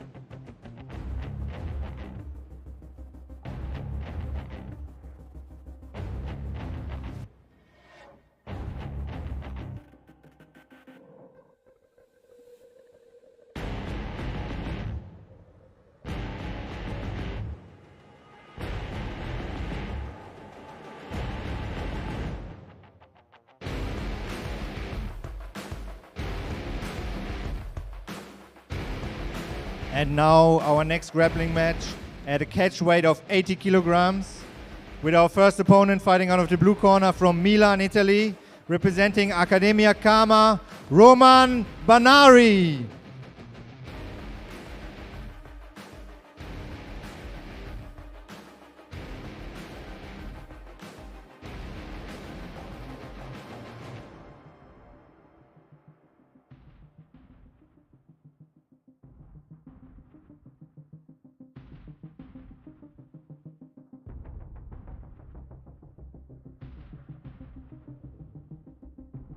Now introducing his opponent, fighting out of the red corner from Bolzano, Italy, representing Gracie Bolzano, Nikolai Popa.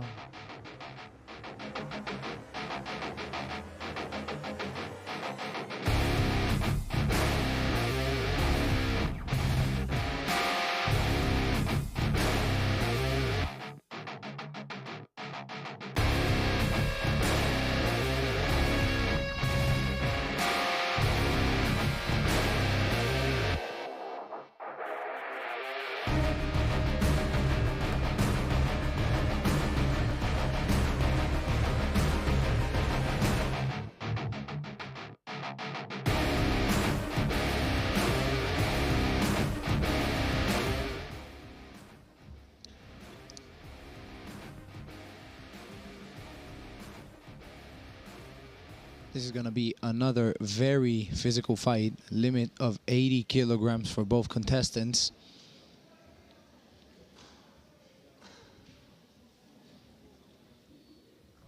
There seems to be sort of a height disparity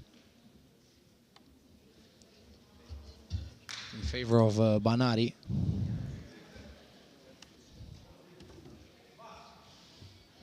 And the fight starts. Yes, we have Roman Banari and Nikolai Popa. Nikolai, the local guy out of Bolzano, starting very fast, very aggressive. Watch out for Popa's front foot lock, which he already attempted. Yeah, giving it all from the beginning. Roman Banari a bit more experienced, I'd say, as he's a bit older. Let's see how he manages this leg attack. Nice work. Very quick finish. Impressive by victory. Nikolai Popa.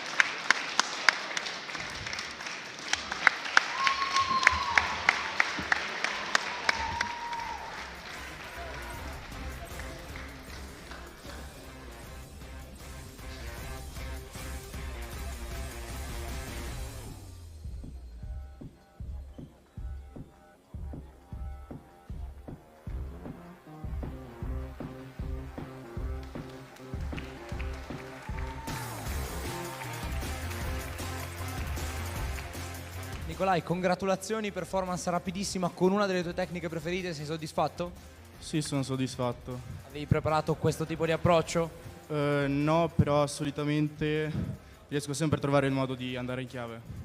Chiarissimo, congratulazioni davvero per la tua vittoria, complimenti per questa performance eccellente.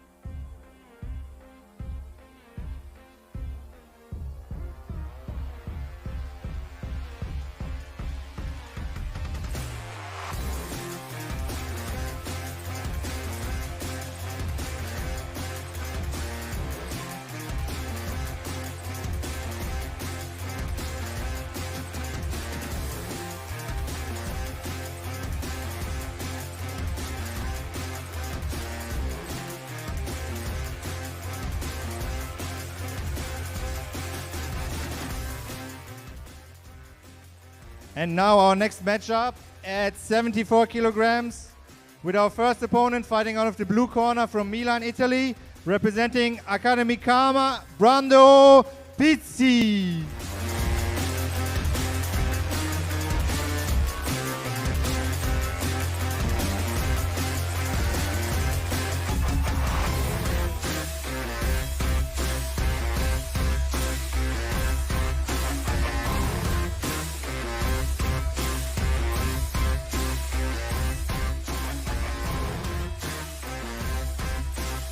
Introducing his opponent, fighting out of the red corner from Bolzano, Italy, representing Gracie Bolzano, Alex Suma.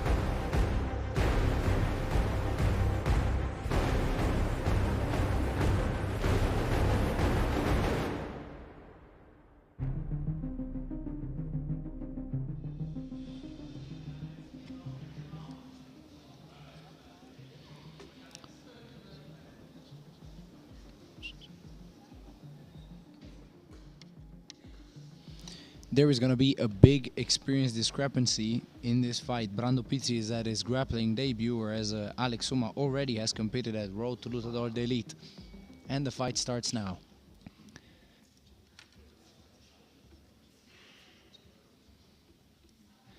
Alex Suma with a purple belt, while Brando Pizzi has a blue belt. Nice takedown by Brando.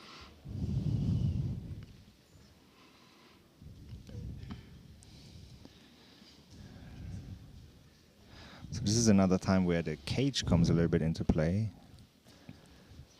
The cage right here comes a lot into play. You can do a lot with it. Brando elects Disengage. to let exactly. Alex up and disengage.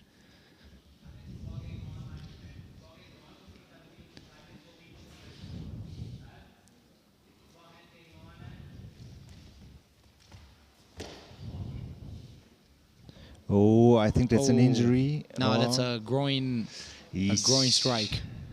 That's worse than an injury for me. That's a knee on the groin. Way worse than an injury. Yeah. Accidentally, of course, so he's going to get some time to recover. Referee Alex Federico trying to play it off, saying no massages allowed.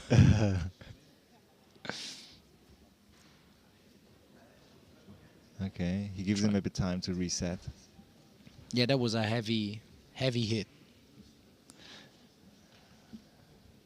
You never grapple with a cup? Unfortunately, I do in MMA, but Okay. if it's just grappling, I try not to. Okay. The cup can actually be a little bit of a weapon if you get someone's back or if you push the cup into somebody's hips. Yeah. It can be hurtful. Yeah, you can use it almost as an advantage, especially or if you have an armbar. Exactly. I'd say, and you have a hard, solid cup.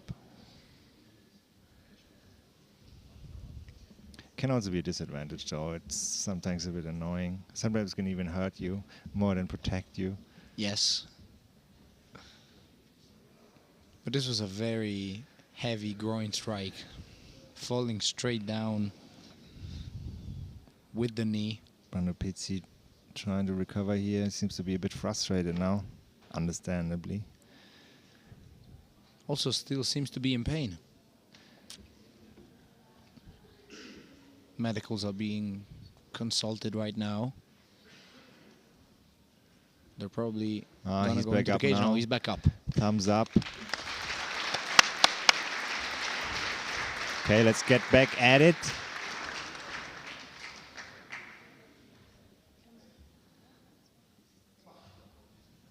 And the fight starts back. Both in a very low wrestling stance now. I was about to point it out myself. It's going to be very difficult to get a takedown with these low stances. Unless somebody pulls guard and attacks the leg. Alex Suma just showed how quick he is to get up again. Oh, Nice arm drag. Amazing. Took the back. Amazing arm drag by Pizzi. Yeah. Especially considering he's a blue belt. It was very quick. This is hard. I think his opponent is about to tap. I don't see him getting out of there, to be honest. There's no way he gets out. He's Oh, struggling and he's out, he's out. He's out. Amazing What a performance. submission win from Brando What a Pizzi. submission. What a submission by Brando. Reviving his opponent there. There he goes, he's back up. Getting checked by medicals, this should be fine.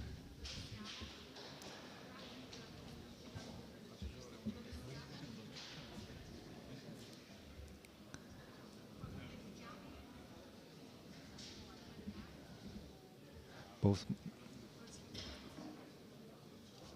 Yeah.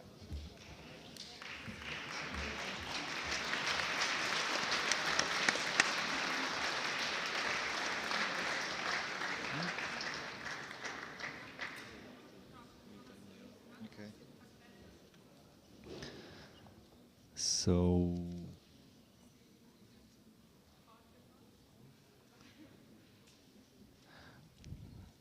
So Alex Suma just getting checked. He just got choked out. Shouldn't be a problem. He gave his thumbs up, so seems to be fine. He needs a couple seconds, I'd say, to stand up so he doesn't drop down again. Not very dangerous, but you just need some time after you got choked out, especially in a competition. I'd say Brando Pizzi didn't hold back anything. So now he's just getting checked. He's fine now, so now referee's gonna announce the winner.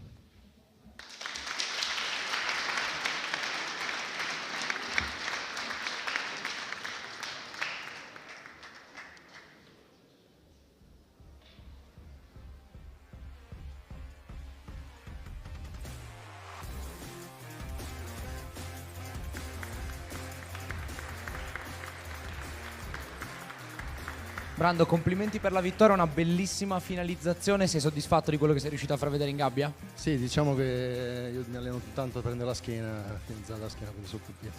Ho paura per i suoi leg lock, infatti ho provato a togliermi, ho provato tante volte a prendermi la gamba, però sono riuscito a arrivarmi. Sembravi avere le idee molto chiare su quello che dovevi fare, infatti appena hai preso l'arm drag sei subito andato a schiena. L'avevi preparata questa situazione? Sì, diciamo, sì, come ho detto mi alleno tanto ad attaccare la schiena solitamente, quindi sono contento. Congratulazioni di nuovo per la tua vittoria.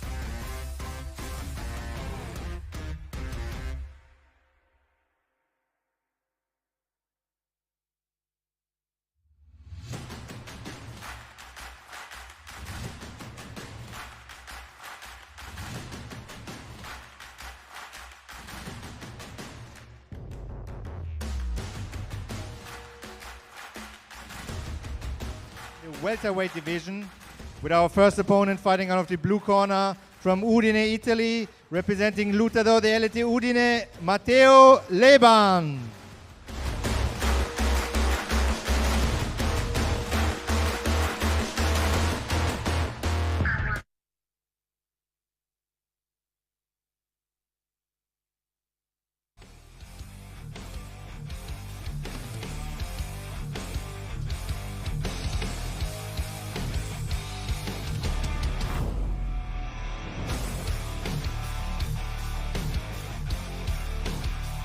The red corner from Merano, Italy, representing Grappling Pirates Merano, Vacas Torch.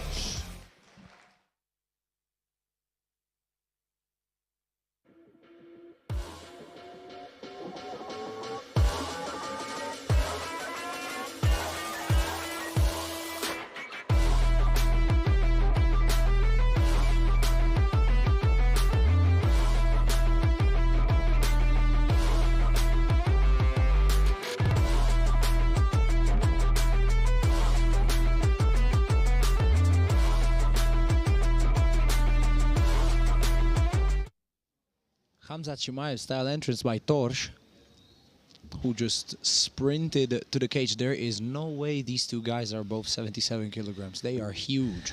Both definitely cut some weight yesterday, so let's see how this goes. Very low stance by Leban. Yes, I was about to say that as well. I was just pointing out that Torch just ran to the cage. Hamza Chimaev style. Let's see if that type of energy translates into the fight. Let's see if he grapples like him as well.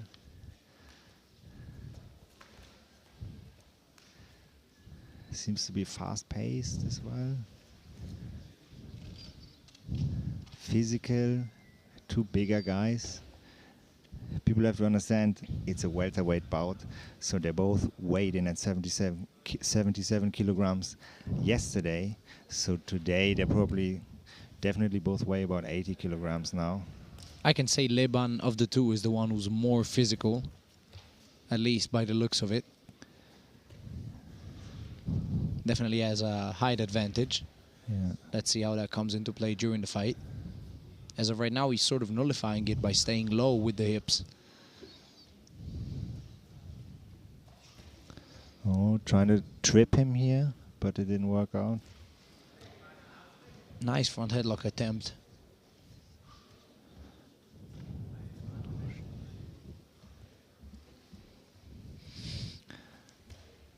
can see Leban breathing a little bit already.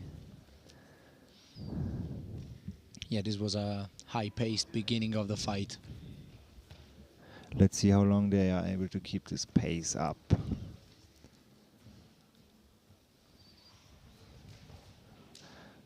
Guard pull from Waka's torch now.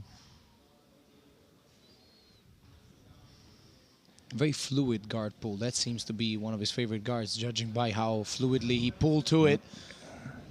Attacking the leg now, stretching it.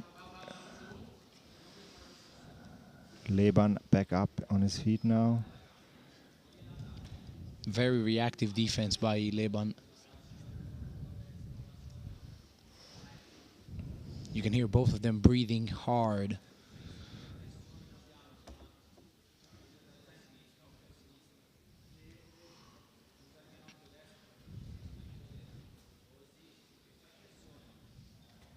Matteo Leban maintaining top position here.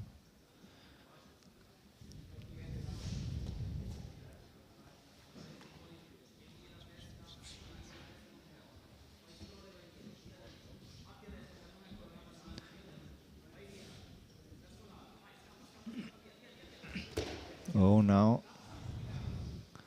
Leban back on top. Leban seems to be very aware of how Torch wants to attack him. He's always very reactive with his defense. Torch seems to be just wanting to stay at the bottom position, not really trying to get up.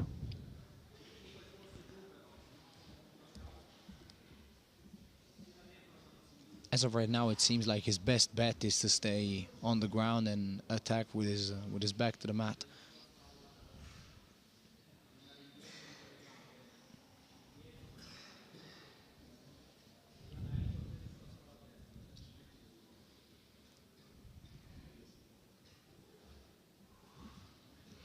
Heavy breathing by both contestants. Would you prefer to be on the top or on the bottom position in this As fight? of right now, I'd rather be on the bottom if I'm granted the skill set of Waka's torch.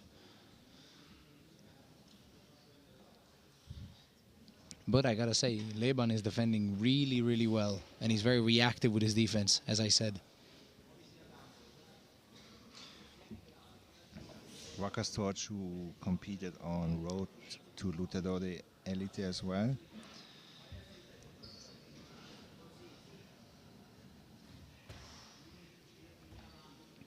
Leban is behaving himself pretty well, considering he's at his grappling debut. We might see some cage action right now.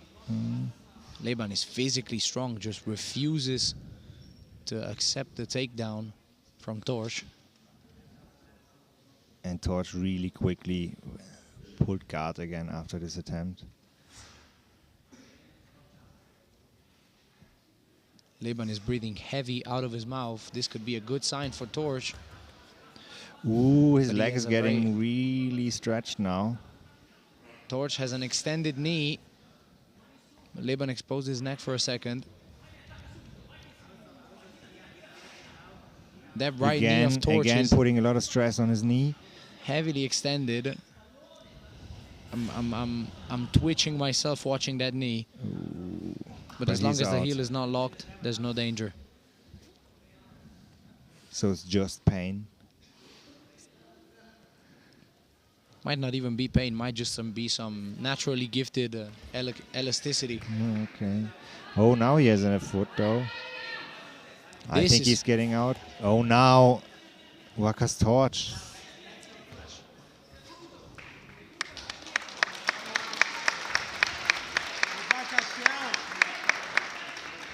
This is probably the highest paced fight we have seen. Waka's as of right now on the card. Yes. Waka's determined to be on the bottom. His strategy seems to be paying off. Yes. Leban is clearly tired. Waka's torch butt scooting now, as people say.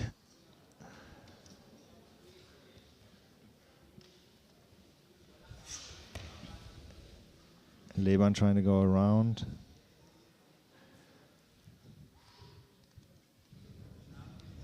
I feel like Leban is expending a lot of energy in the wrong moments. Waka's torch is way better at handling himself. And and exerting the right amount of energy to try and attack. Yeah, you can definitely see Waka's Torch staying very calm under pressure. He's pacing himself, and that's always good to see, especially against a fighter who's making his debut as Laban, who's probably willing to just go all out and push on the gas.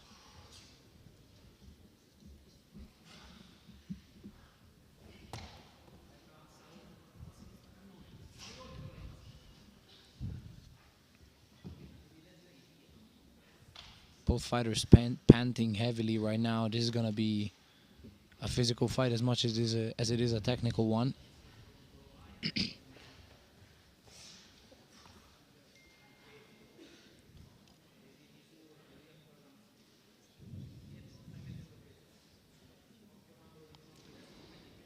Torch's half guard seems to be very strong.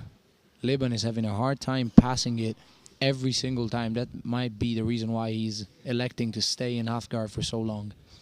Yeah, he seems to be content by just keeping him down. Looking for something, but Waka's Torch doesn't seem to give him anything at the moment.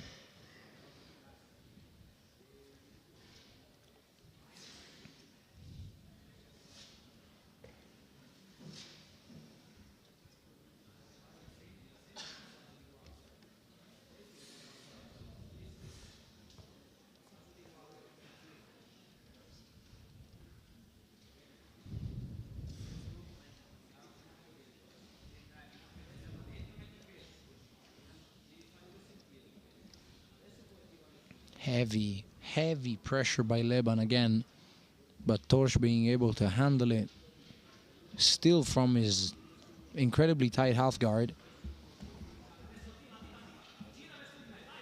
Again with the knee extension. This time And Torch holding his own leg now, maybe trying to prevent this.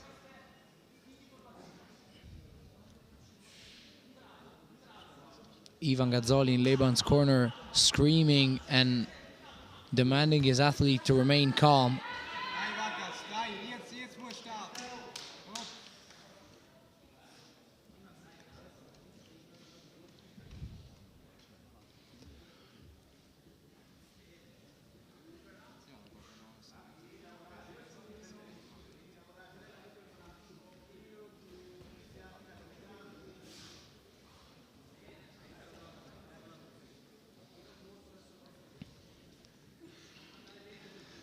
Torch might try and isolate Laban's left arm, right arm, sorry. Okay, Laban out again, straight back in him, and again Waka's Torch does not want to get up, gets up now. This is an interesting spin on the match. Maybe now Torch is going to be more offensive. Maybe he was waiting his time until Laban is a bit tired. That might have been an interesting strategy. Let's see. Oh, it's still physical, both of them. Yeah, right now he doesn't. He absolutely doesn't seem intention to pull guard. Okay. Nice fight.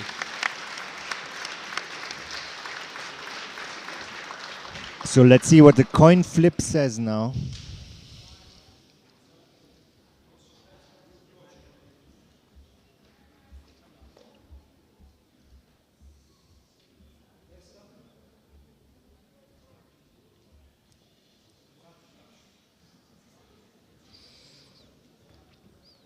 And now Torch wisely selecting the armbar, as Laban's arms are going to be tired from all the attempted guard passing he's done. That's probably the experience from Waka's Torch showing now.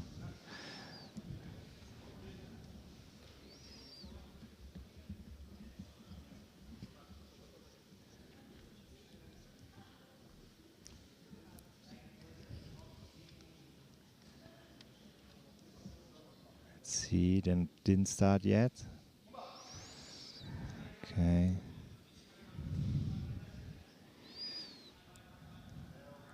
Laban holding tight to his left arm. And Matteo trying to protect his arm. Waka's trying to work on the elbow. This is an interesting strategy. Almost has it. Oh, they're fighting now for the arm. Nice. Leban escaped. Nice escape by Leban. Torch seems to be Fairly- a little bit disappointed in the way he let Leban out. Yeah, a fairly quick escape from Matteo Leban here. So let's see which position he chooses. Seems to be the back mount.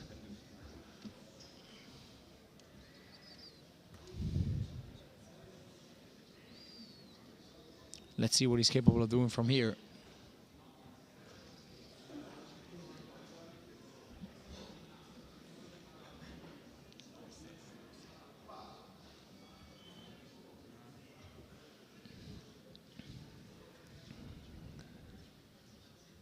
Okay, let's see if Leban can pull something off here, or if Waka's torch is able to escape.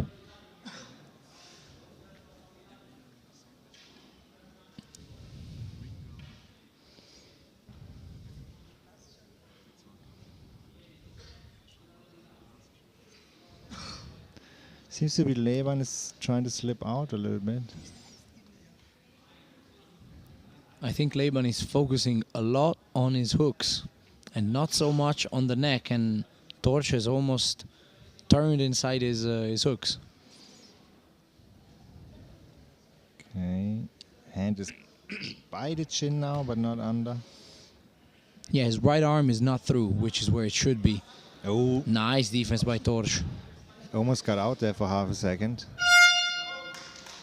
And time.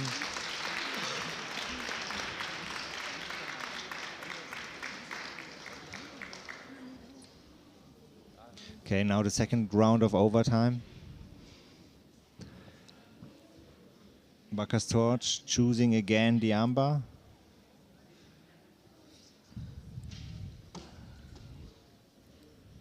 Can I point out he's attacking the different arm? Before he was attacking the left arm, right now he's attacking the right arm. He might have felt something. Fighting is also a thing of feeling. He might have felt some weakness on the right hand side of Leban.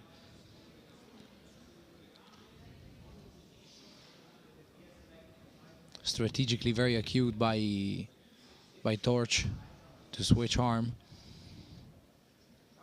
Let's see what he can do.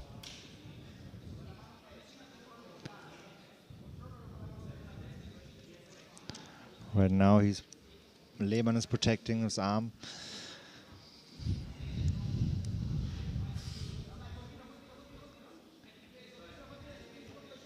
Back to the mat by Torch, but still retaining Leban's arm. And now he lets it go.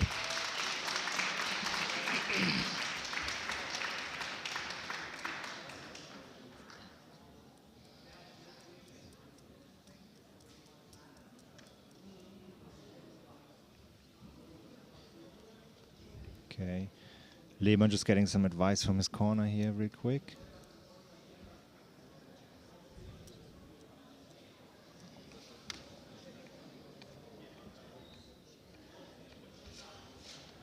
Chooses back mount.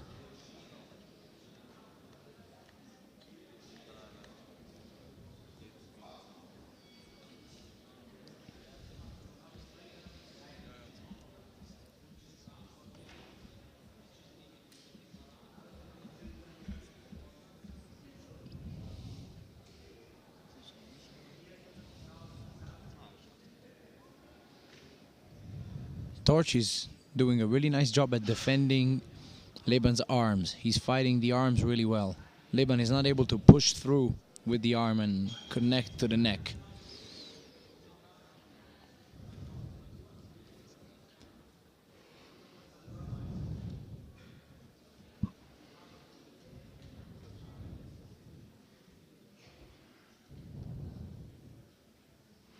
There's a lot of hand fighting going on right now.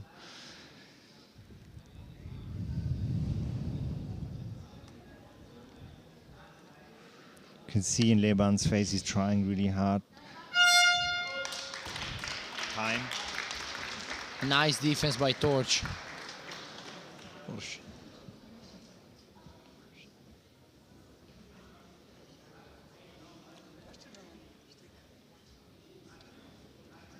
Third round now, apparently. And Wacker's Torch also chooses back mount.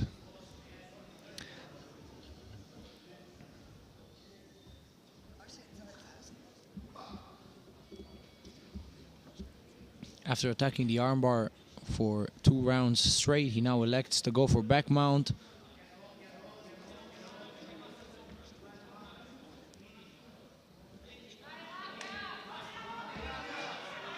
Leban sneaks his head out on the right side of Torch, who now tries to go for an armbar. Oh, this could be it. This could be the finish. Incredible finish by Torch. Incredible finish by Torch. That was smooth.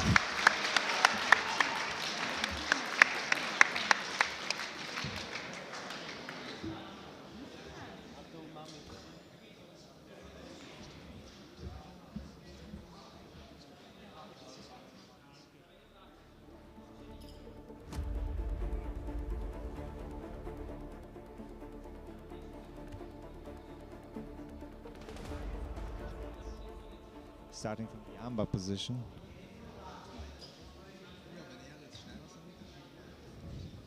So if Leban submits Wacker's Torch faster than Wacker's Torch submitted him earlier, he can still win this fight. And that's it. Wacker's Torch escapes after a couple seconds. So that's him with the well-deserved win.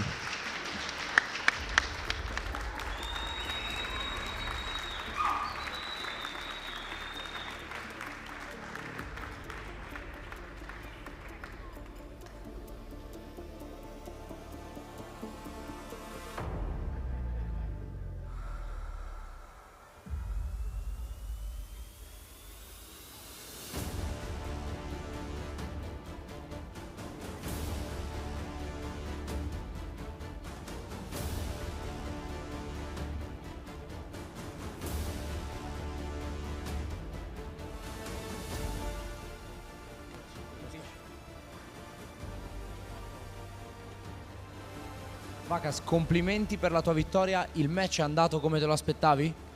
La verità mi aspettavo un po' di meno. Era molto forte. Normalmente il mio gioco è sempre heel hook e non riuscivo a farlo con lui perché mi esce ogni volta. È molto bravo. Nell'extra time qual è stata la tua strategia? La prima strategia è stata armbar, però lui è troppo forte, non riuscivo. Però dai, prima o poi si stanca, no? Direi solo una cosa. Danke Leni, mein Schatz, und grazie a tutti. Complimenti per la tua vittoria, Vacas.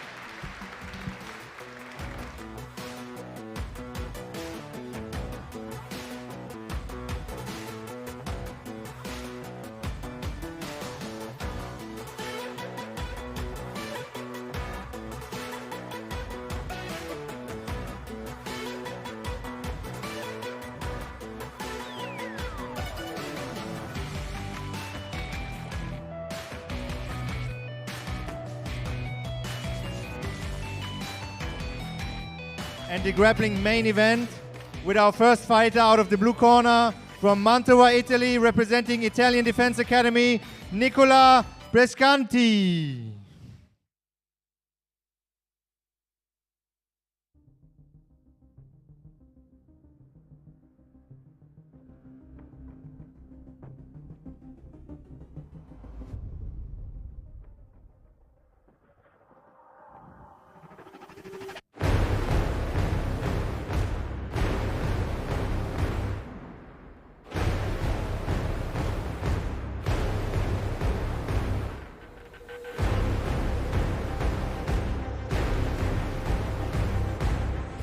Now introducing his opponent out of the red corner from Bolzano, Italy, representing Gracie Bolzano, Gino Everson De Castro.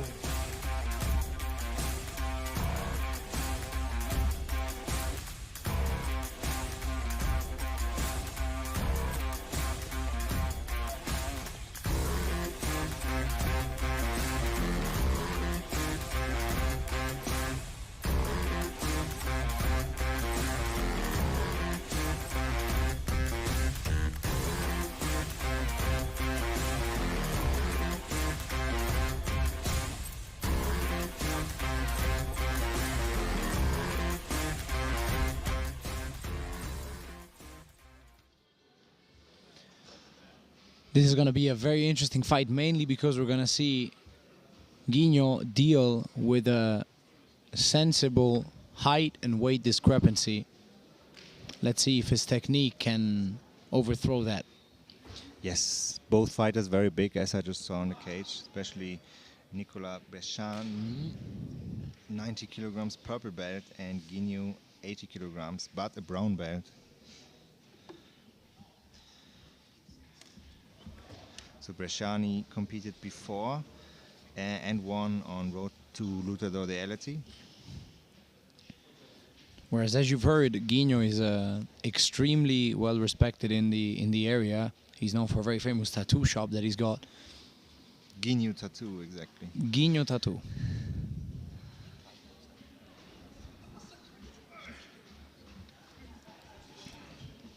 Guigno on the bottom now. Bresciani on top, just a little bit of hand fighting at the moment. Both very hesitant, I'd say. And as I say that, they take initiative. Okay. Bresciani now in side control. Guigno almost welcomed him in side control. That was interesting. Okay, let's see. Putting a lot of pressure on his neck now. Let's see if he's going to try to mount or he wants to stay in side control, apparently.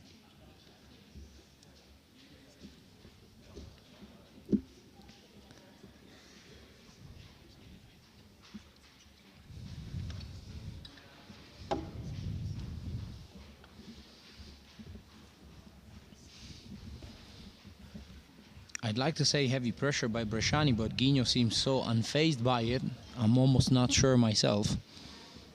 Yes, Guigno obviously very well experienced with his brown belt. How long does it take to get a brown belt in Jiu-Jitsu? Very long time. It might be shorter for some people, but it's still a level of knowledge of the matter you're dealing with that's hard to fight against.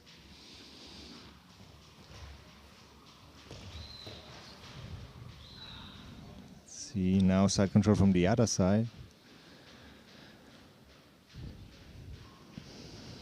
You can see Bresciani is way more electric, almost trying to overthrow the experience disadvantage that he's at with his physicality. Let's see if it works. Almost completely lifting him up now.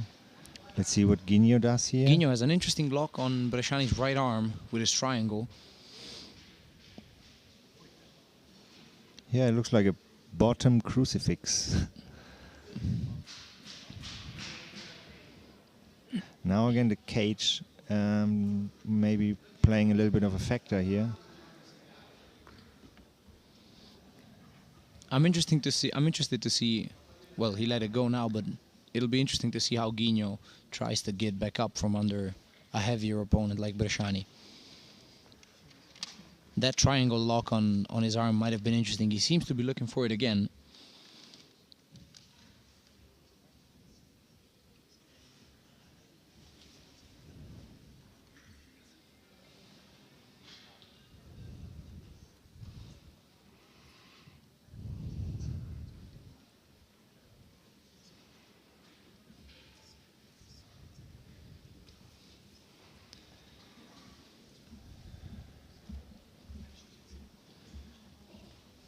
Bresciani trying to isolate an arm, it seems. But now Guigno.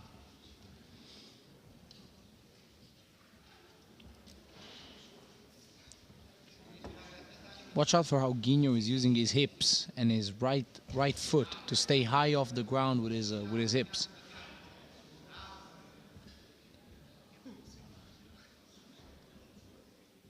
So seems to be a little break now. Referee stepping in.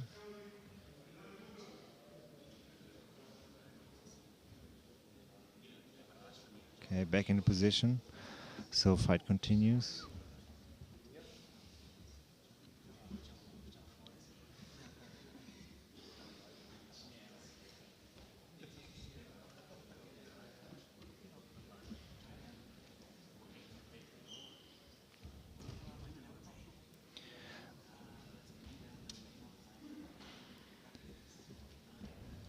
Guigno again trying to lock the arm from the bottom.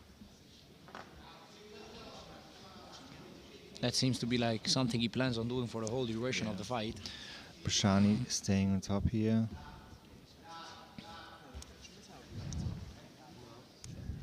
Probably using his weight advantage.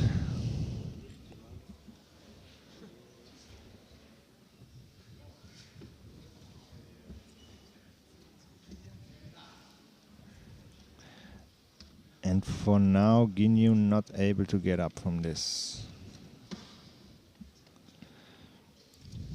I'd say he's struggling to get up, but he's not really struggling. He's just welcoming the fact that he's on bottom. I want to see if he's able to do something from bottom, or if it's Brashani that's just shutting him down from the top. Yeah, I can see Brashani breathing hard. Could be a factor, especially if it comes into the longer time.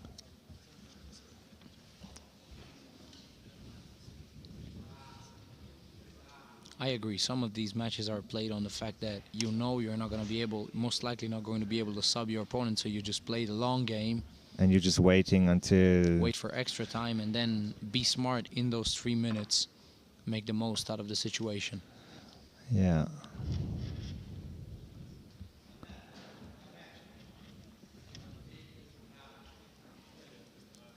They definitely worked out well in the last fight. Absolutely. Torch incredibly smart with his approach.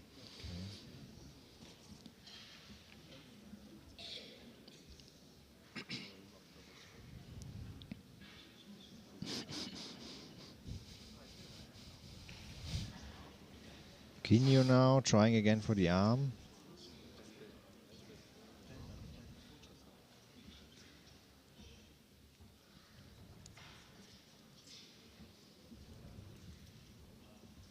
Again, Ginyu welcoming the fact that he's on bottom. Brashani not being able to do much from the top.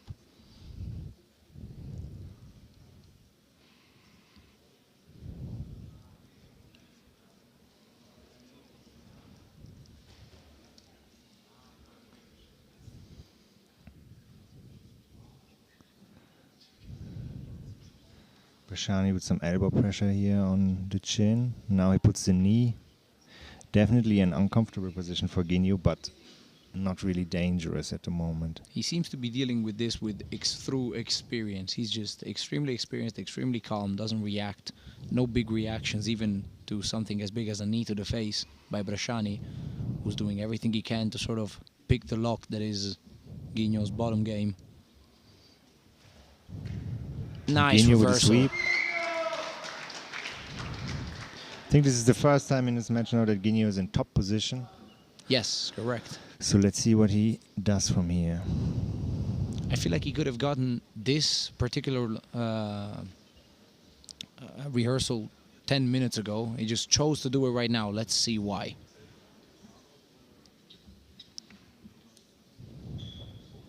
Maybe he wanted to wait until his stronger, bigger opponent, Brashani, is a bit tired. That would be one smart way to go about it. Let's see if he elects to stay on top or allows his opponent to get him back to the ground.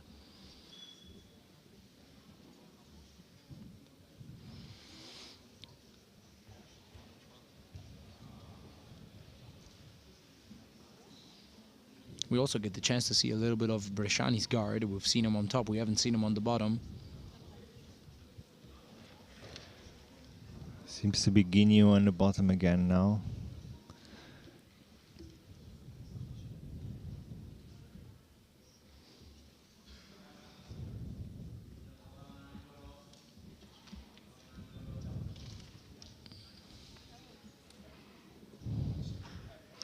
Ginyu with 1 foot on the hip, but not much room to push away or anything, as they're just at the cage. That's Brashani's good work showing off. He's shutting down all the space in which Ginyu could potentially try and set up an attack or a reversal. And as we saw earlier tonight, the higher belt doesn't always win.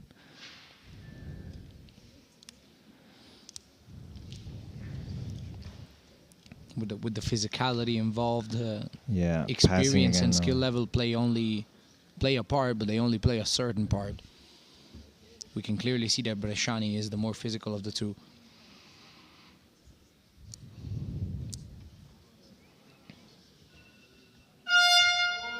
Time now. And we go to extra time.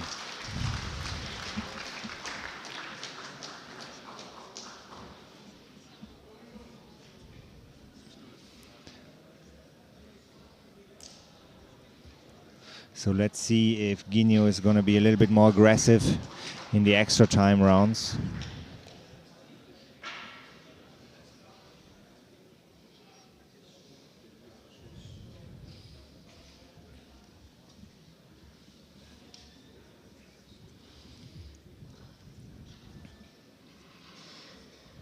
Ginio starting here with the back mount.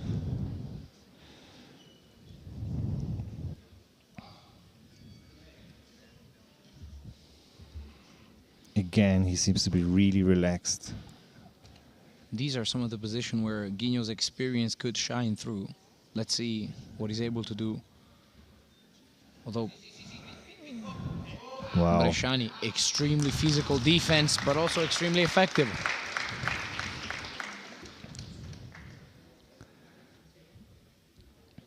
I get the feeling that Bresciani is in control of the fight right now. Okay. He's more relaxed. He's got better cardio, better physical shape, heavier. Maybe Ginio was a bit too relaxed in the beginning. That might be. We'll see now. Now Bresciani from back mount.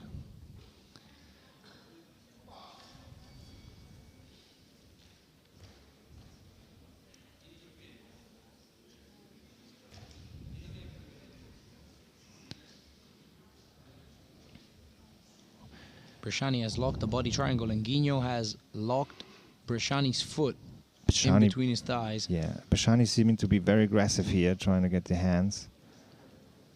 Maybe even a little bit dirty with fingers, but it's competition.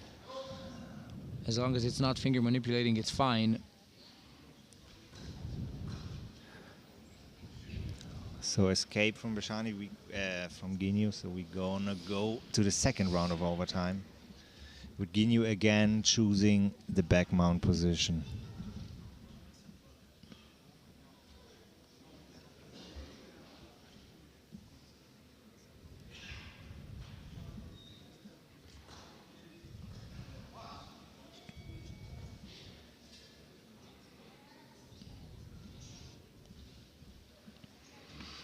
Ginio now seems to be more aggressive than the last time. Yeah, now the right arm has the chance to go through, but Bresciani is hand fighting really, really well. Nice work by Ginio. Basically taking away the arm. So it's 2 against 1 now. Bresciani gets his arm free. Ooh, this is under the chin. Submission by Ginio. Nice. So now Bresciani gets his chance. And now if he's able to finish in less time than Ginio, so he's good. Probably going to see a very aggressive Bresciani now. Is the only option he's got.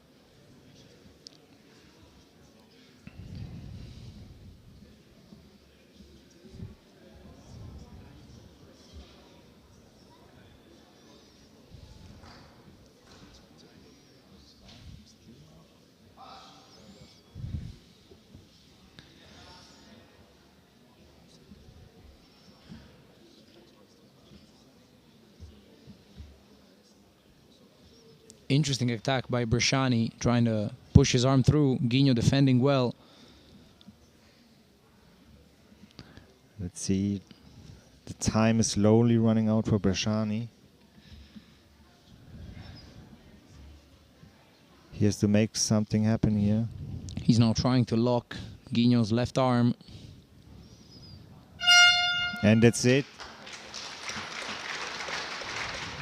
He was not able to finish it. So that's a well-deserved win by Ginio here. All of Ginio's experience to shine through in this victory.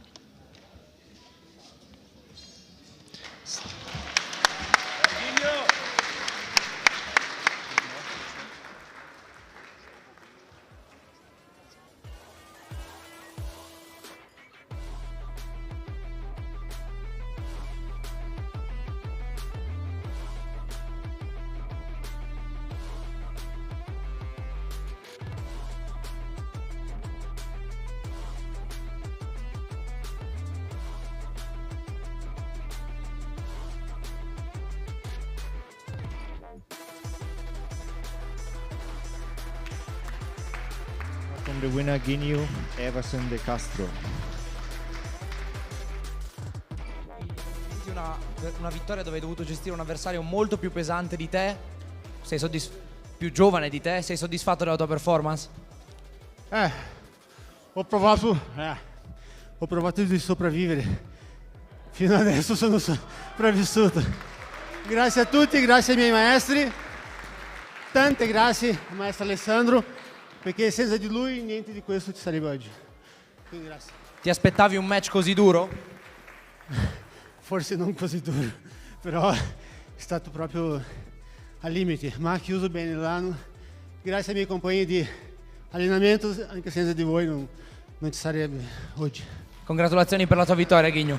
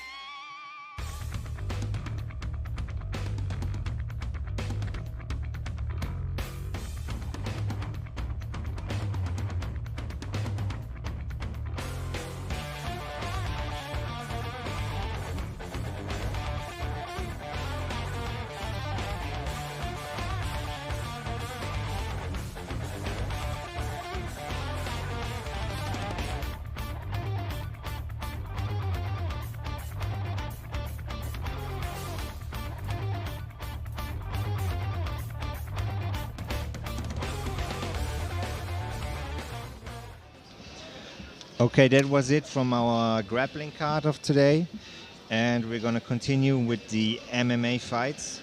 So we're going to have 4 amateur MMA fights and 1 professional MMA fight in the main event. The first fight in the amateur card will be Daniele Simone versus Eduardo Allegri.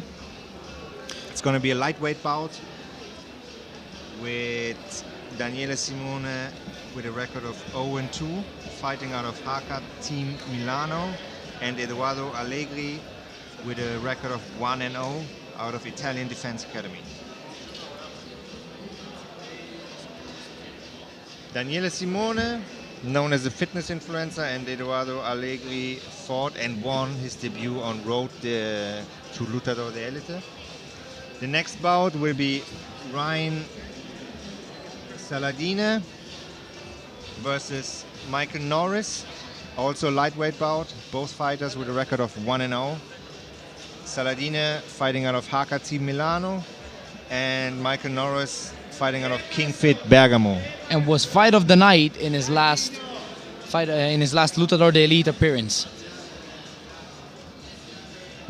The third fight of the amateur MMA card will be Vittorio Ventura versus Ivan Magri, lightweight bout with both fighters on their first amateur MMA. So it's going to be a debut for them both. It's going to be interesting to see how they deal with the first big stage of their life. And then we have Arlin Radu versus Mohamed Azaza.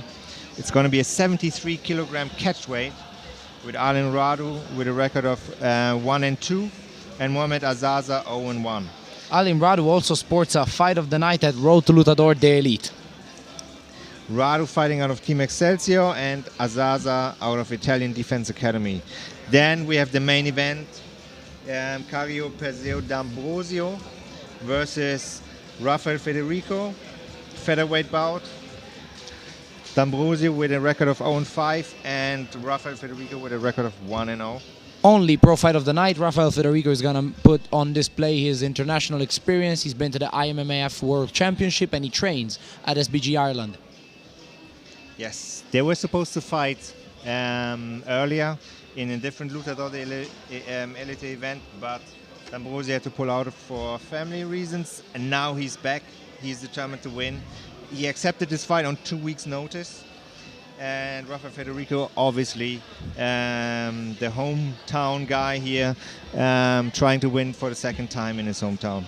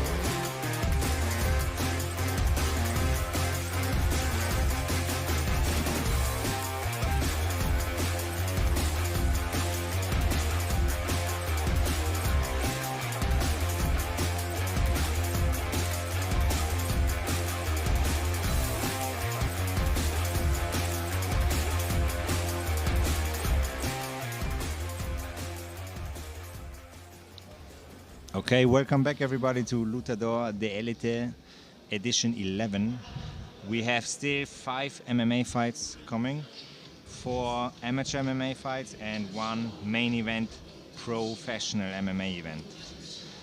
First up we have Daniele Simone versus Eduardo Allegri. Then we have Ryan Saladine versus Michael Norris, Vittorio Ventura versus Ivan Magri, Alin Radu versus Mohamed Arzaza, and for the main event, Carlo Perseo D'Ambrosio versus Virtuoso Raphael Federico. This is going to be a very interesting part of the event. We're going to ramp up the intensity. There's going to be 3 3-minute rounds for the amateur matches and 3 5-minute rounds for the pro fight. That's the main event. Federico, local idol. This is going to be a very, very interesting event, as was the earlier part with the grappling. Yes, finally we're going to see some strikes now. I'm excited. Let's go. I'm going to go in the cage and announce the fights.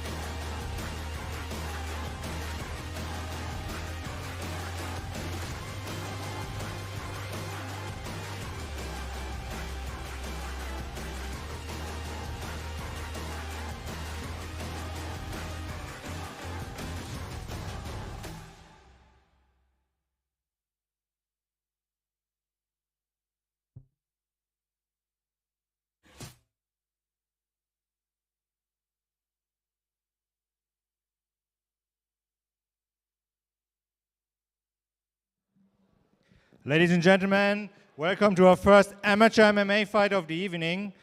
Competing in the lightweight division, representing first, fighting out of the blue corner from Milano, Italy, representing Haka Team Milano. Give it up for Daniele Simone.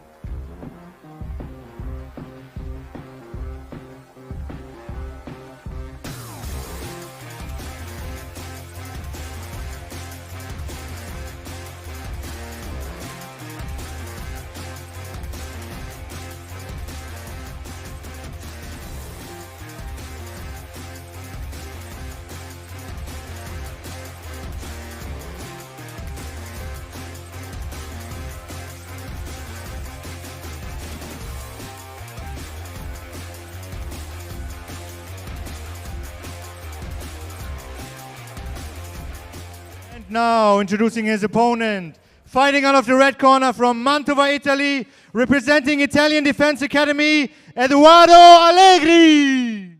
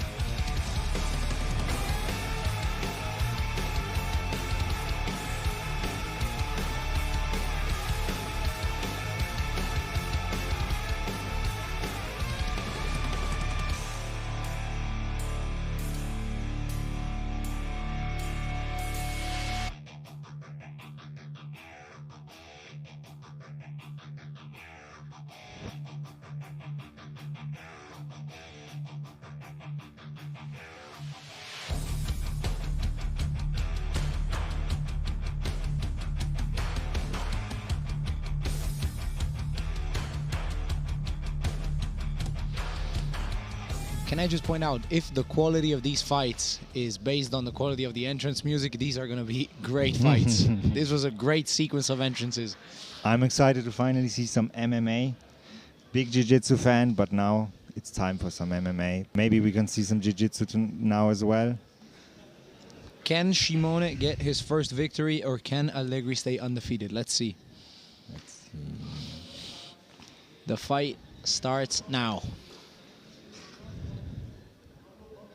Powerful tattoo from Daniele Shimone. Okay, straight away takedown attempt from Allegri. Gets the takedown on top. This is heavy ground and pound by Shimone. Let's see if Allegri can get the takedown.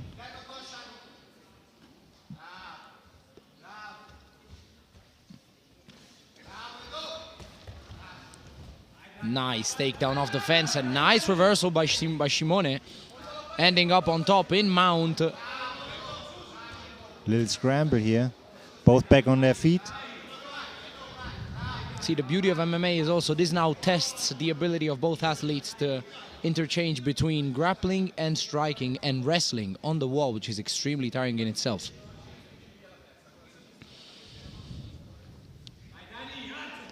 Oh, beautiful grappling here. It's almost as if the grappling event never ended. This is a grappling heavy contest. Yeah, we have some punches involved now. Yeah, the ground and pound by Shimone seems to be a pretty effective weapon in this first round. Allegri is stuck on the bottom right now, trying to get back up from underneath the half guard. The problem is Allegri's left hand and left arm altogether is in the wrong position right now. It should be underneath Shimone's right arm if he aims to get back up. But yeah, Shimone is almost getting a crucifix from the half guard. That's interesting. Yeah, Shimone very good from the top here. Both seem to be catching a breath right now. Shimone might have been distracted for a little bit. Allegri is very flexible. Let's see if he can get that arm. I think he got, no, he's out. So Shimone on top again.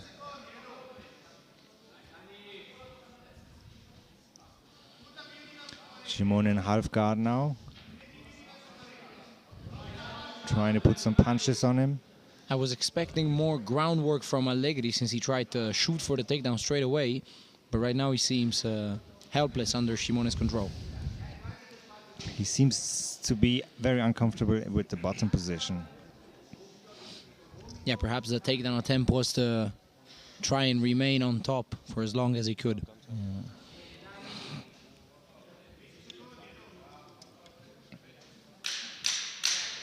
10 seconds to the end of the round right now. Let's see if Shimone can inflict some damage with the ground and pound. Both competed and won in the previous Lutador de Elite, Road to Lutador de Elite event. This was a nice first round. What we got to know is that Shimone is very comfortable on top, whereas Allegri is definitely trying to avoid being taken down next round. So who would you give that round to? This is easily a 10-9 for Shimone, in my opinion. Yes, I agree. So he stayed on top most of the fight. I think he scored a few more punches as well. Yeah, it got control on top, and it wasn't useless control. He was control with attempts to pass position or to inflict damage with the ground and pound, which, by the way, was noticeably effective on Shimone's behalf. Let's see if they both, in the next round, go to the ground again, or if they decide to stay on their feet. Yeah, you know, with the nerves and all the tension, it happens pretty quickly that you end up in a clinch and then you're stuck on the cage and then someone's on the ground. In amateur MMA, it is a pretty common scenario.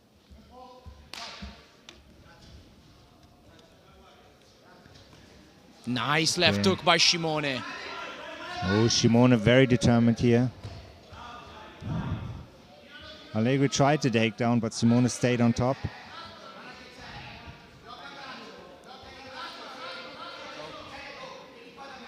I think the left hook from Shimone was very almost effective. A reversal, almost a reversal.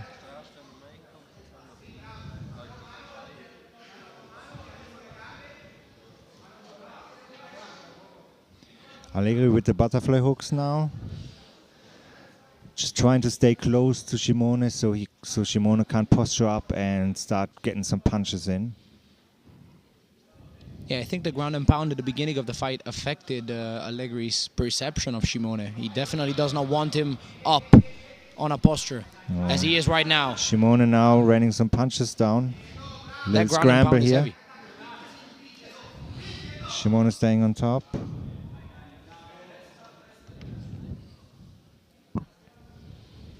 So what does Allegri have to do now to turn this fight around? Either expend all of the energy he has to get back up, which is important to him, and then try and stay up, or try to become more active from the bottom, which is not easy. I would advise the safest bet right now is to try and push all of his energy out to get back up. Free the hips, that's what he's doing right now is good. Open the guard, free the hips, and frame on Shimone's neck to try and get back up. Yes, Shimone is definitely winning the second round now as well. So if Allegri wants to win this round, he has to work for it. He has to do something, make something happen. Maybe throw up a submission, try to sweep, maybe try to get up. Yeah, and again, Shimone has a vicious ground and pound. It's short shots. They don't seem effective, but they bother Allegri, and most importantly, they do damage. Yes, I just want to mention, since this is an amateur MMA event, there will be no elbows allowed. And no knees to the face. Exactly. Knees are only allowed to the body, and there's no elbows and also no intertwining leg locks. You can only attack straight leg locks. Yes. For everybody who's a bit more bloodthirsty, they have to wait until the main event, which is a pro MMA fight. So there's knees and elbows to the head. Allegri is now becoming more threatening with his guard. He has an open guard right now. He closed it, but it was open for a while there. Yes, he needs to make something happen to turn this fight around, because now Shimone, if it stays like this, he's going to win this round again. And then it's going to be 2-0 rounds. And the problem is Shimone is not expending that much energy because Allegri is not giving him much to defend, much to worry about, much to work with. Shimone is just happy to lay on top and occasionally land heavy ground and pound and just take home the round. It's the end of the round. So I would say it's 2-0 for Daniele Shimone out of Haka Team Milano. Yeah, I'd say this is easily a 2018 in favor of Shimone in the blue corner. So what does Edoardo Allegri from Italian Defense Academy has to do now to turn this fight around and maybe to get a win? He definitely needs some sort of finish. Absolutely. The priority is not to get taken down because the round is short, so he doesn't have much time to get back up, and as you said, he needs a finish. So I'd say go on the attack and do not let Shimone get his distance right and get the time to clinch or try and take him down. And absolutely don't pull guard. He has to go for a finish. The strategy for Shimone has to be now basically keep doing what you're doing. Maybe get a takedown, stay on top. His striking is not bad at all either. No, he actually placed a good left hook in the beginning of the round, and he has vicious ground and pound. I stress it, but it's very effective. I think part of the reason why Allegri is so stuck on the bottom is because of Shimone's ground and pound. It's short, but it's bothering Allegri. So let's nice see. head Nice kick head to switch kick. things up. This is a good beginning of the round by Yes. Allegri. I don't understand why he shot for the takedown. He was doing really well standing up. Allegri definitely more aggressive than in the previous rounds now. On top. But remember, he has to get the finish if he wants to win this fight. Winning this round won't be enough for him. Yeah, he was doing all right standing up. The kick was nice, a nice way to mix things up. Now they're back on the ground. He's on top. Let's see if he maybe has some slick submission that we don't know about. Yes, we have to mention submissions are way more difficult now with MMA as you have the gloves. This is the most important moment of the fight for Shimone, and he capitalized on it. He had the chance to reverse the position, and he did.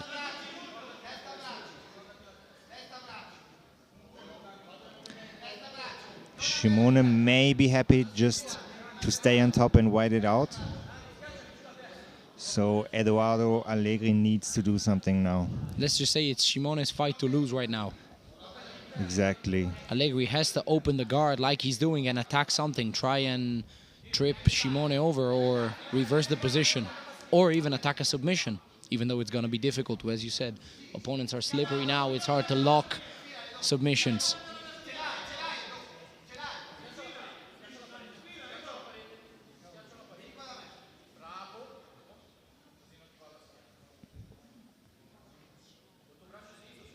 And I don't think Shimone wants to risk anything here. He wants to get in his first win. That could be an attempt of an armbar by Allegri. Again, vicious ground and pound by Shimone, who should just sprawl back right now and do everything he can to stand back up. Yes, Allegri, he's on top now, but he needs to do a little bit more than holding on to the legs. He needs some strikes now. That's a nice control. Maybe he's getting a rear naked choke in now. This is interesting. Maybe he can turn this fight around.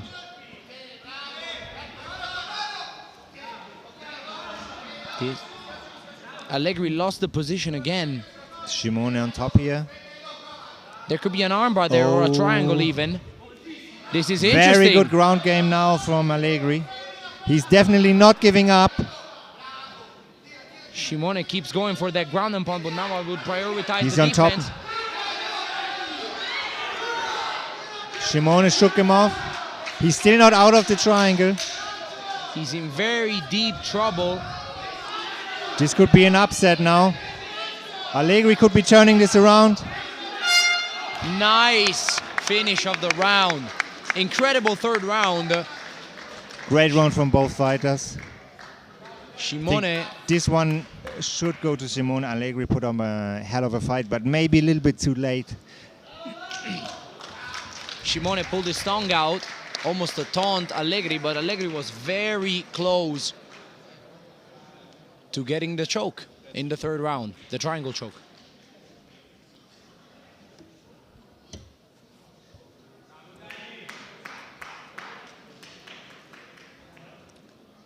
Is there another round now? I think they're just waiting for the scorecards to be handed out. Yeah. Let's see what the judges say. I don't think there's any doubt, but you never know. Exactly, you never know. The MMA has got to be one of the most difficult sports to score overall. Yes, I agree. Seeing Allegri here, he looks a bit disappointed. Yeah, I think the disappointment from Allegri is that he still has something to give. Shimone is completely drained, but Allegri seems kind of fresh. Yeah, exactly. Maybe that's the little bit of more experience Simone has.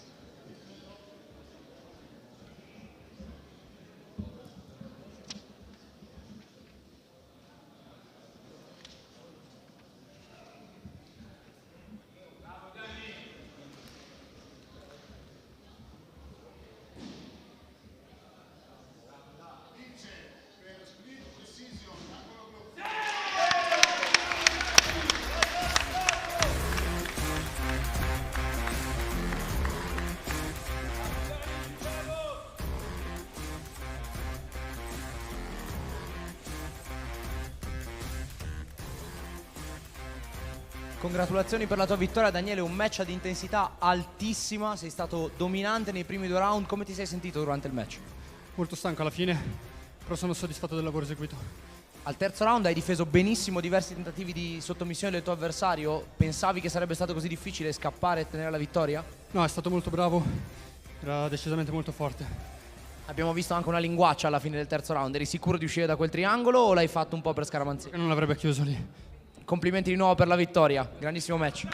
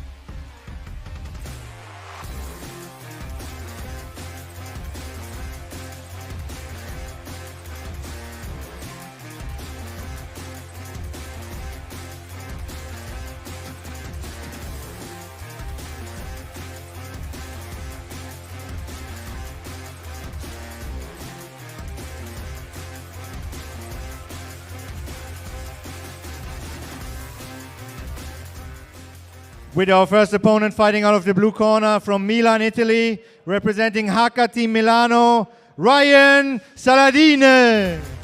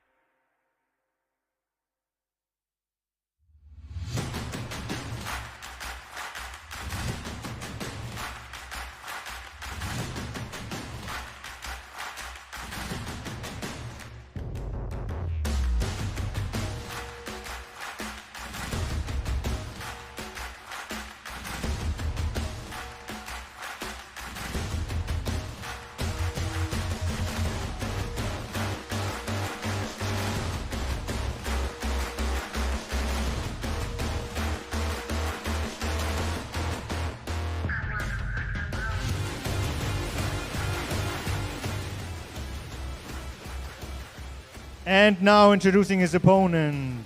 Fighting out of the red corner from Bergamo, Italy, representing King Fit Bergamo, Michael Norris.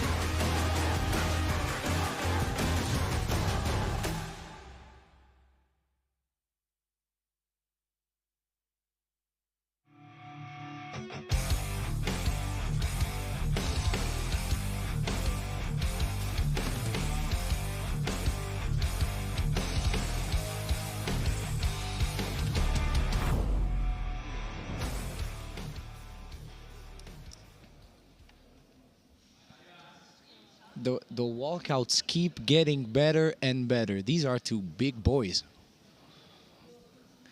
Yes, it's getting hot in here now, especially with this music going on. Two physically imposing athletes, very tall, very lanky, but both extremely intense during the walkouts and during the final face-off in the cage.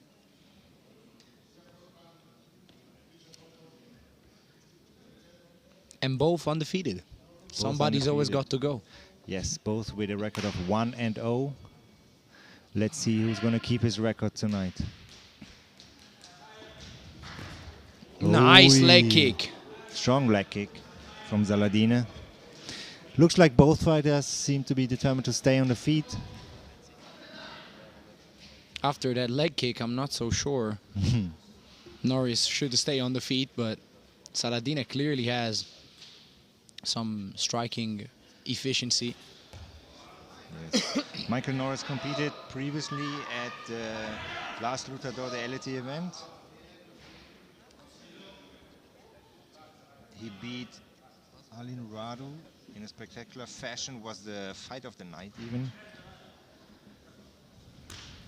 Nice feints by Norris. Check out how he moves his head and moves his hands to try and get into distance. This is very interesting work by Norris. Yes. Many people have him as the favorite, but Saladini definitely on the same level. Nice work on the fence by Saladin, and watch how he turned his hips as so to be not square. Yes, defending the takedown very well.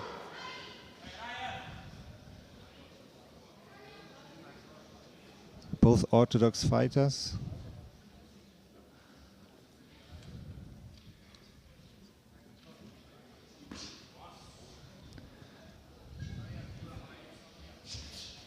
Both big fans of leg kicks here. What's missing from both right now, I think, is some setups, some feints, some movements to set up the shots. The shots are good, what they're lacking is setups. This was a nice right hook by Norris.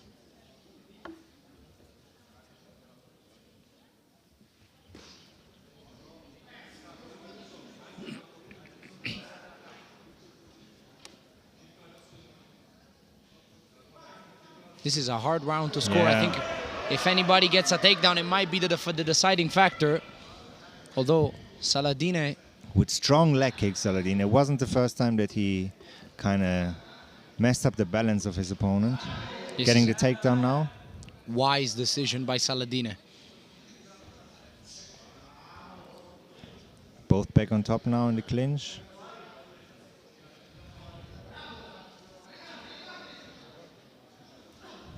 These are powerful knees from Saladine. They really hurt. Saladine's right leg is his best weapon right now, be it knees, kicks, high kicks, the likes of which we have yet to see, but I bet they're good, judging from how he throws his low kicks. 10 more seconds left in this round.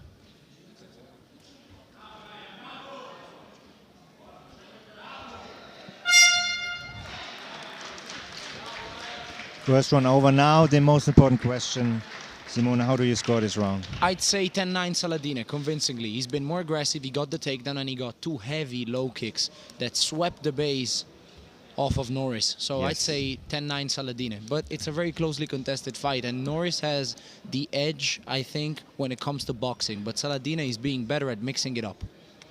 Yes, both very high level, especially if you're considering that they both have only one amateur fight previously. Yeah, exactly. I'd say they both have at least 5, even 10 fights. They're fighting really well. They're managing distances. Saladin made a very intelligent decision when he took the fight to the cage and then he took his opponent down. This is high-level amateur MMA.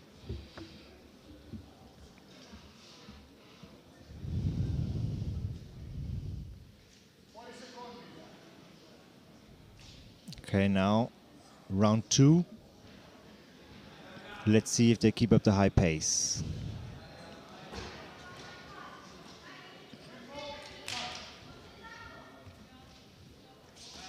Oh, 1-2 from Norris. I get the feeling, the feeling Norris is one of those fighters who takes the first round to sort of get into the fight. Now he's being more active with his jab, and he already went through with a right cross. Ooh, nice kick.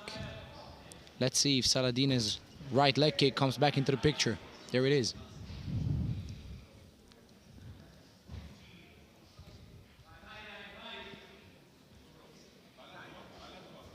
Many kicks from both fighters in the first and even in this round. Nice, Okay. nice combination by Norris. Very nice. As I said, the key to Norris's success is setups. When he sets up his shots, they all go through. Oh, it goes. Norris now pressing him on with the takedown. Very intelligent decision by Norris. He hurt his opponent on the feet and then took him down. Yes, if he stays on top, he's going to win this round. Absolutely. That's smart. Sometimes you got to think even from the judge's perspective. Yeah, you hurt your opponent, but what did you really do? You took him down as well. That's definitely something I can get behind. And you're controlling where the fight goes. Exactly. You put him down and you kept him down. So Saladin needs to do something if he wants to turn this round around. I think Norris hit a switch in the corner. I was watching his corner. He changed the way his eyes looked. He hit a sort of a switch. He's more active in this round. He's more focused. He's into the fight right now. Yeah, obviously it's very important. It's big advantage if you have a good relationship with your corner, with your coach.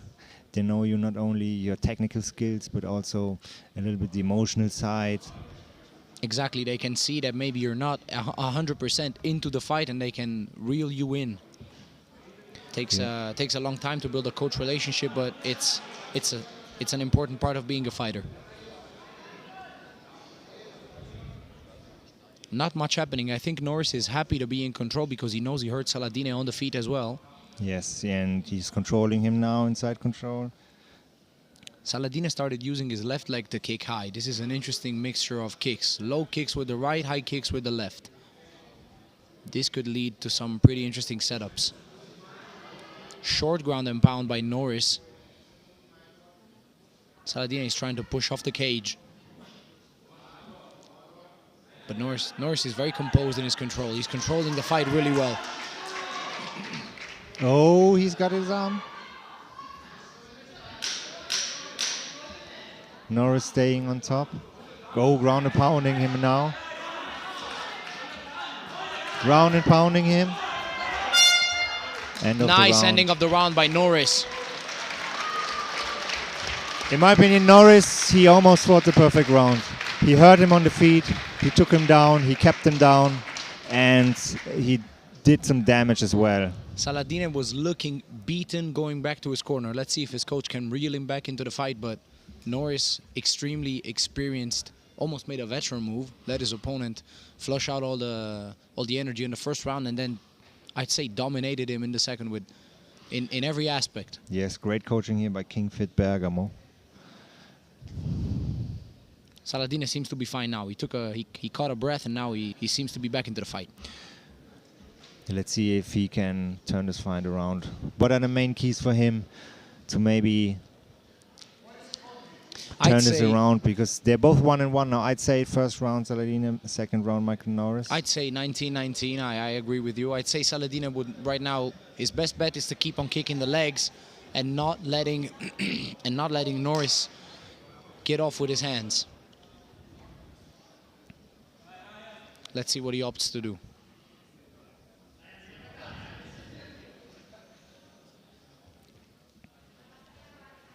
Saladin's left side of the face is bruised heavily. That was most likely either the right hook or the ground and pound of Norris. Norris with some good feints, head movement. Yeah, both fighters a bit tentative now, as they both have basically this round to decide. Norris is very fast with his right hand. Yes.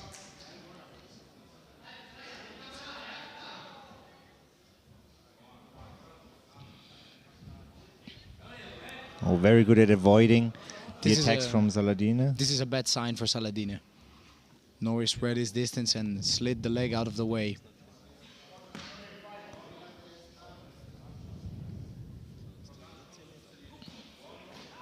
Oh. Saladin retreating here as Norris lands some shots. It seems like the longer the combination goes, the more Norris has a chance to land a heavy shot. Yes. Saladin is in a bad spot right now. Norris could finish this. Norris not letting him off the hook. Very diverse attacks, punches, kicks, left hand, right hand. Very nice shot selection by Norris. He picks his shots really well. He seems to be very aware of what works and what doesn't. Still enough time for Saladin to turn this around, though.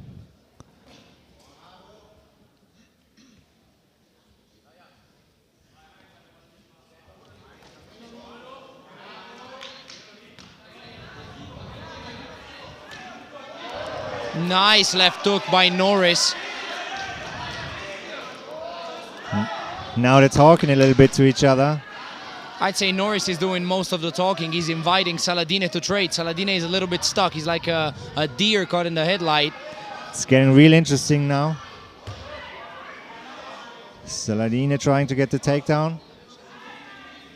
Oh, but Norris defending very well on the cage. Aggressive defense by Norris. He can't wait to get out of the clinch. There he goes. This is some high-level fighting for a 1-in-1 amateur MMA bout.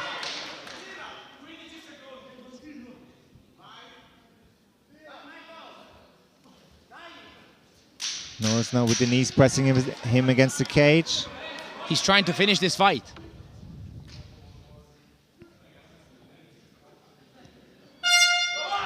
And that's it. That's the end of the round. The end of the fight. In my opinion, Norris has this fight 2 rounds to 1. I'd say 29-28 for Norris is the right score. Yeah. That is a come from behind win. He lost the first round. He gave up the first round. I think he was surprised by Saladin in the first round, but then was able to adjust and dominate his opponent for the following 2 rounds. Let's see what the judges say about this decision, because that's what's the most important.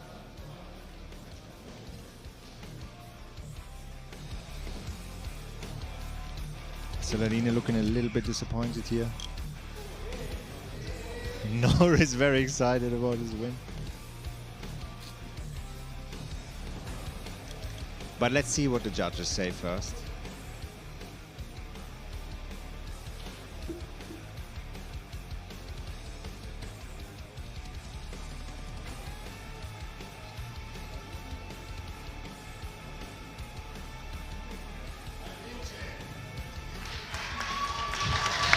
Michael Norris gets the win.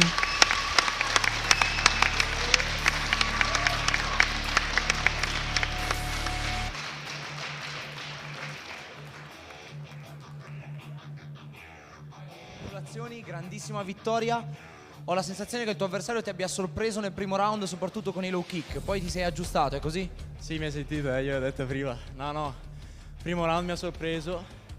però ho reagito bene, mi sono subito svegliato, ho fatto quello che dicevano i coach, che ringrazio un sacco, Roby, Paolo, Oleg, che è sempre qua con me, e ringrazio tutta la mia palestra, King Fit, Kickboxing Bergamo, e anche l'ESMA di Verona mi ha aiutato in questa preparazione. E poi next is Coca-Cola with burger and some steak. Congratulazioni per la vittoria. Ho la sensazione che il match sia svoltato con la conversazione che hai avuto all'angolo con i tuoi coach, è così? Sì, mi ha detto sei troppo tranquillo, in effetti lo ero. Ero molto sicuro di me, ma non ero attivo di corpo. Poi la sicurezza è venuta fuori nel secondo e terzo round e sono contento. Spero di fare altri eventi del genere perché sono una figata. Strabelli, tanta bella gente, l'atmosfera. Bello, fide. Veramente una gran bella vittoria, congratulazioni.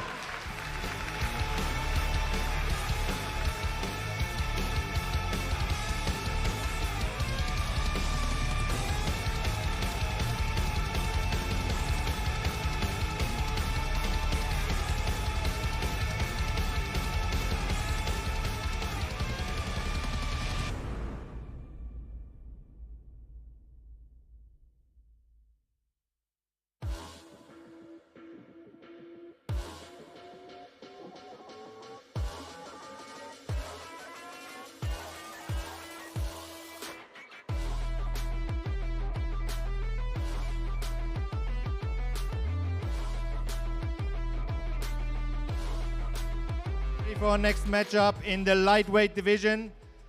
First out, fighting out of the blue corner from Milan, Italy, representing Mazzocca Boxes here, Vittorio Ventura.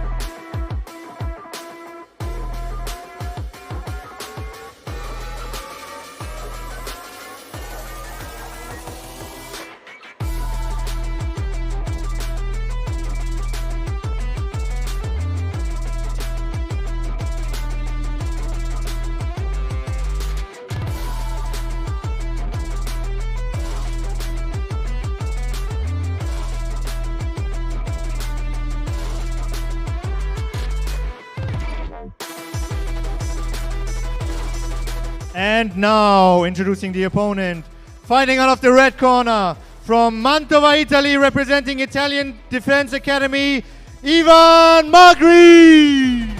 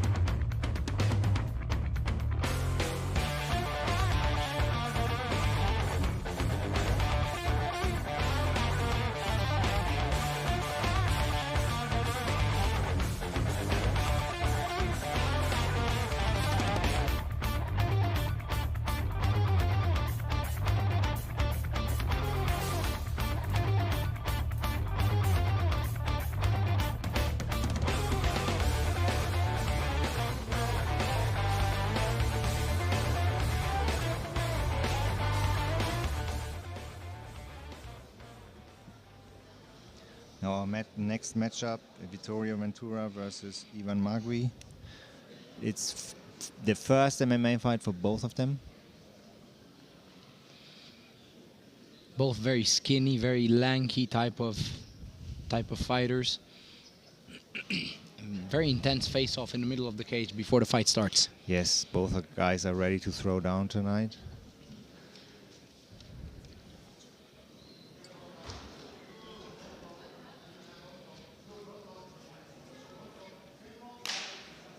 Ventura especially seems eager to come out of the corner. Yes, Ventura fighting out of the blue corner with the red shin guards, which he just heavily used on this leg kick. Very aggressive now. Ivan Magri coming right back to him. Looks like this is going to be a kickboxing match almost. As of right now, certainly seems so. Both fighters not afraid to throw down. Ventura's corner is asking him to pop the low kick, touch him with the jab and move away. So he definitely does not want to engage in any grappling situation, at least for now. Ivan Magri just missed.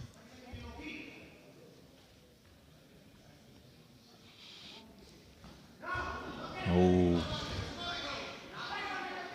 That was beautiful what Ventura just did. He lifted, he kicked with his right leg, and then with the same arm, he threw a cross that connected straight. Very rangy, just threw a knee in the clinch there.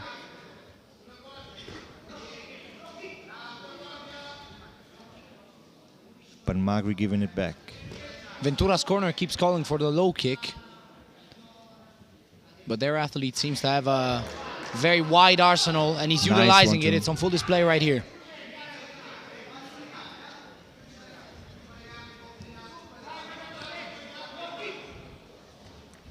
Magri missed a couple times now with his leg kick, also with a few punches. He's struggling to find his range, and it's understandable. Ventura is very long and fights long. Yes, he knows how to use his length. Very long arms, very long legs.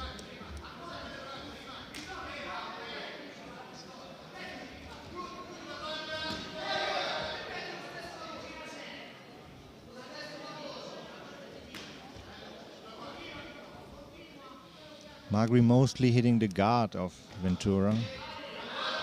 I think Magri should focus more on his hands and less on his legs, because he's struggling to find the range. And when you can't find the range, legs are more difficult to land than anything else, and they're more energy demanding. So hands would be a better option for Magri right now. And maybe if you're struggling on the feet, take it to the ground. That was a heavy left hook by Ventura that connected.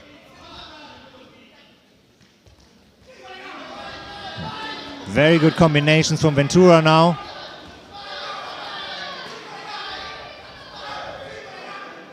Low hands. Magri almost looking a little bit desperate.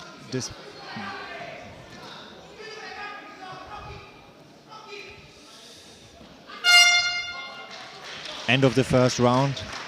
I was going to say Magri almost looked a little bit desperate here at the end. He certainly did. Ventura hurt him with the left hook and then proceeded to drop combinations on him. And he's cut. Magri is cut on his left eyebrow. Under his left eyebrow. I hope they're going to cover this well, because this could be maybe a deciding factor, as it's an amateur MMA fight. I got a glimpse of it, but honestly, it could be the cause for a medical stoppage. I hope not, but usually in amateur MMA, they stop the fight a little bit earlier than in professional MMA. They're trying to stop the bleeding. Let's hope Magri can continue here, because this is a very good first round. And I want to see more from Ventura. And maybe from Magri, maybe he can turn it around. Who knows, maybe he can... We just saw it in the last fight. If you win the first round, doesn't mean you're going to win the next one, or you're going to win the fight even. Maybe he can pull something out of his hat and just get a takedown or get a submission.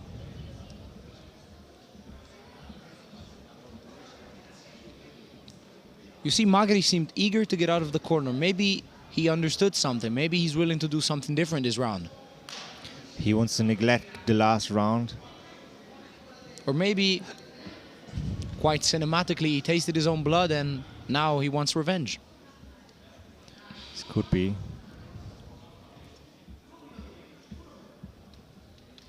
Looks like both fighters want to keep this on the feet for this round as well.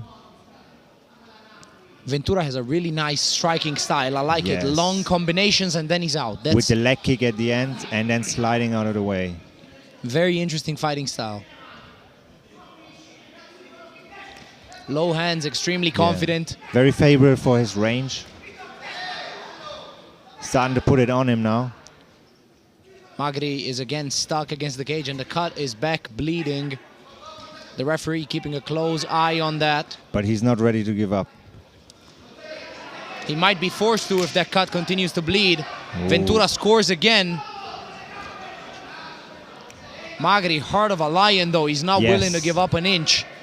Magri with wild hooks. Swings with wide hooks, tries to get his opponent off guard. That cut is bleeding profusely now. Ooh. Nice head kick by Ventura. Ventura just missed with the head kick. Landed some hard leg kicks. Ventura is extremely composed and extremely efficient. That was a nice left hook by Magri. Almost he doesn't landed. rush. Ventura doesn't rush to finish. I think they're gonna watch the cut They're gonna now. call the doctors in. That cut is. Let's see if they can stop this now. That cut is cause for serious concern.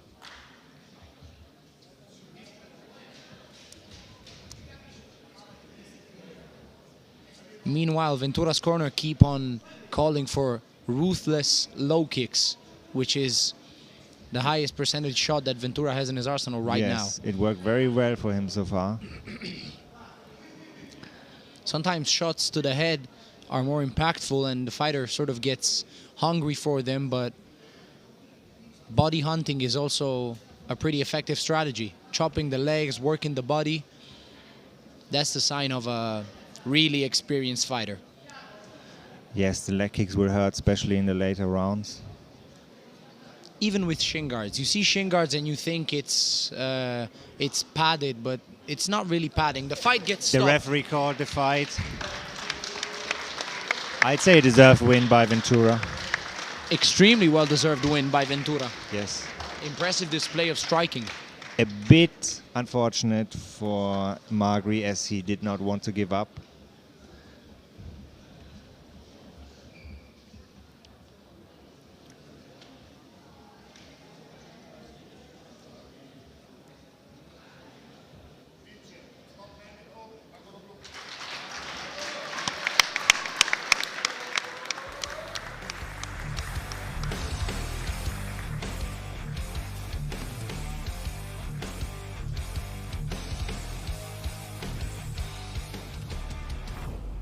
Vittorio, complimenti per la vittoria. Prima dello stop medico stavi controllando il match in piedi. Come ti sei sentito durante la tua performance? Bene, grazie all'avversario, grazie al mio coach, grazie al mio team che sono qua, grazie a tutti. È stato un bellissimo match. Ti faccio un'ultima domanda. Il match è stato fermato per stop medico, ma il tuo avversario ha mostrato un grandissimo cuore. Saresti stato pronto ad affrontare tutti e tre i round? Sì, ringrazio il mio avversario per avermi affrontato. Complimenti, bellissima vittoria.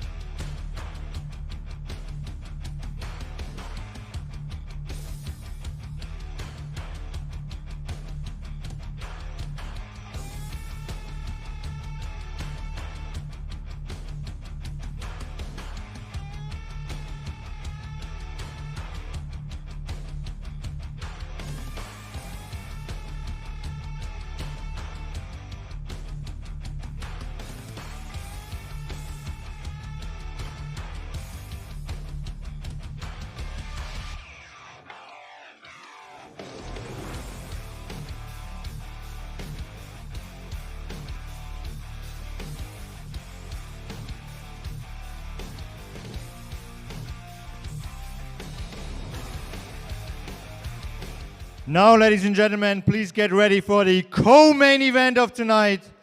This fight is at 73 kilograms catch weight, with our first opponent fighting out of the blue corner from Turin, Italy, representing Team Excelsior, Alin Radu.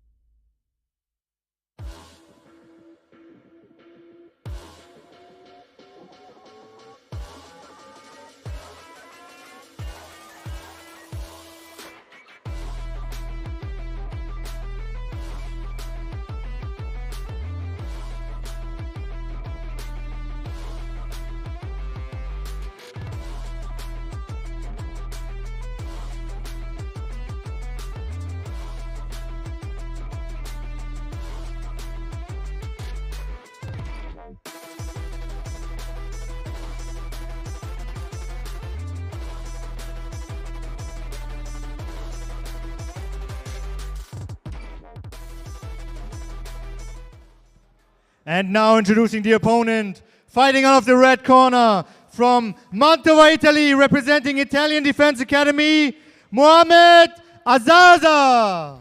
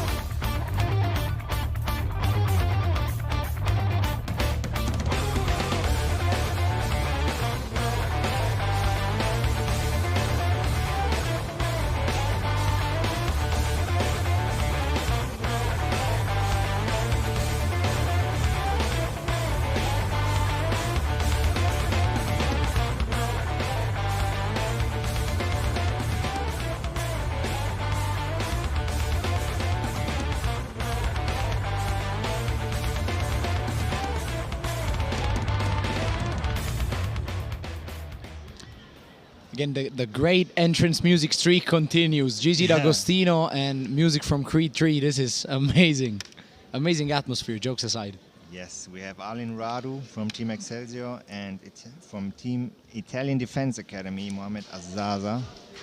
Azaza looking for his first amateur win. Alin Radu looking to make it 2-2. There's a big discrepancy in experience. I understand why they went for a catchweight. These two guys are jacked.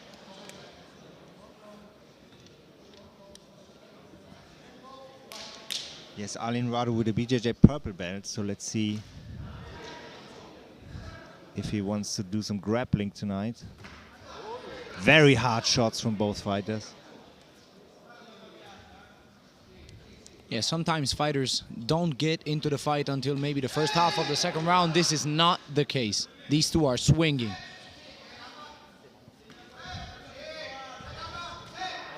Nice counter shot. Very back and forth. And another nice left hook by Radu. Yeah, either they slow down or this does not go the distance. Yeah, I'm kind of speechless at the moment. That's hard a leg kick from Azaza. And that's what I was talking about before. Leg kick followed by a heavy body shot. This is exactly what an experienced fighter does. He looks for openings, not only for the head, but to the body and to the legs as well. Azaza very long and rangy.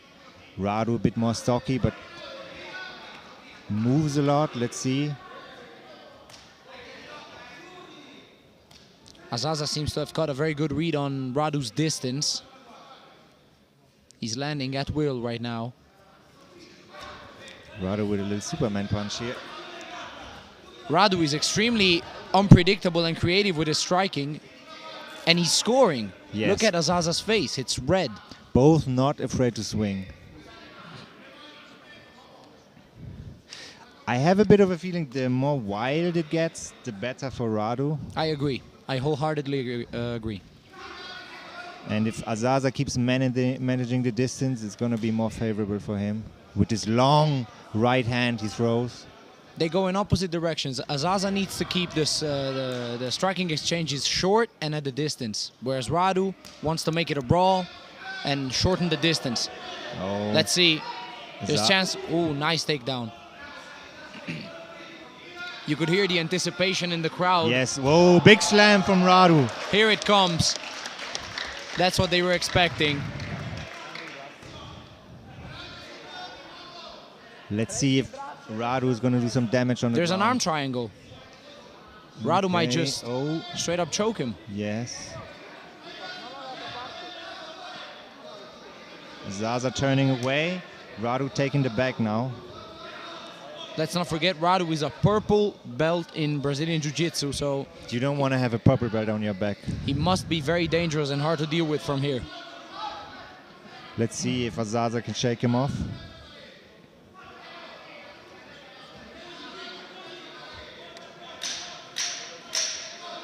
I think Azaza now trying to maybe use the cage. Radu staying on the back. It was first round.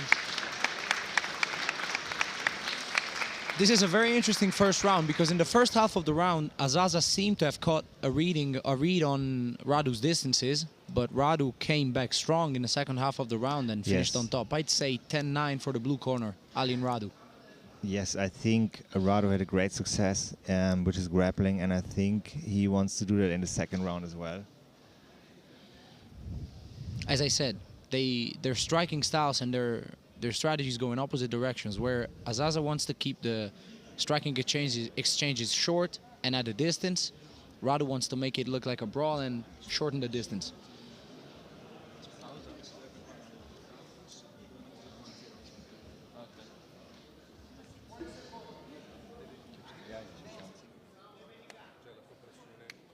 Look at the physical condition of Radu. He looks like a bodybuilder.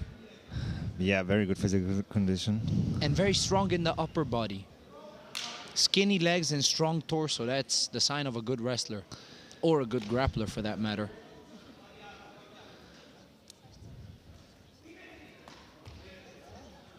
Okay, Radu now with his long strikes. You see the way Azaza ran away after the high kick. That tells you he does not want to give up the back. Yeah. Not anymore. He felt what Radu is capable of and he does not like it. Yeah.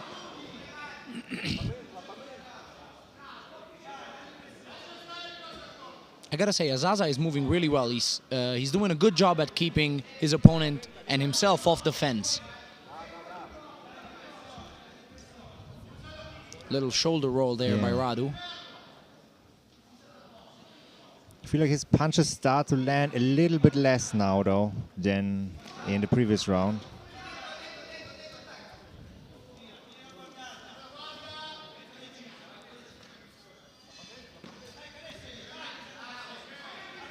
Radu until now not able to get any close distance, any clinch, any grappling going on. Nice big uppercut uppercut by Radu. Now he's on the fence. That could be it. He's trying to finish now. I saw Azaza's eyes roll for a second right there, so on that uppercut. Okay, takedown now from Radu. I don't know if that's a smart move. I know Radu is a grappler, but Azaza was badly hurt on the feet. Yes, he maybe could have stepped away, but again, decided maybe he's comfortable on the ground because he's a purple belt. Yes. And he had very good results with his grappling in the previous round. And it's very hard to determine whether you've hurt an opponent or not. It takes a very experienced striker to do that. It's a split second to make a decision here. Radu back up. Yeah, Azaza is still shook. Azaza is hurt, but keeps firing. That's a great fight we have. Yes. He's slowing down a little bit. His punches are not as quick anymore. Coming back strong now, though. This is a brawl, ladies and gentlemen. None of them want to give up a single inch. Nobody This is wants to amazing. back down here. They're just throwing shots. Azaza shows a little bit of fatigue, catching her breath with an open mouth. Radu seems to be in a better physical condition. Azaza is stuck on the fence right now, and that could be a problem. Gets away now, but Yes. Radu is on the hunt. Radu almost smiling. This is the fight that favors Radu, even though Azaza is behaving pretty well. Even in a fight that does not suit him. 10 seconds.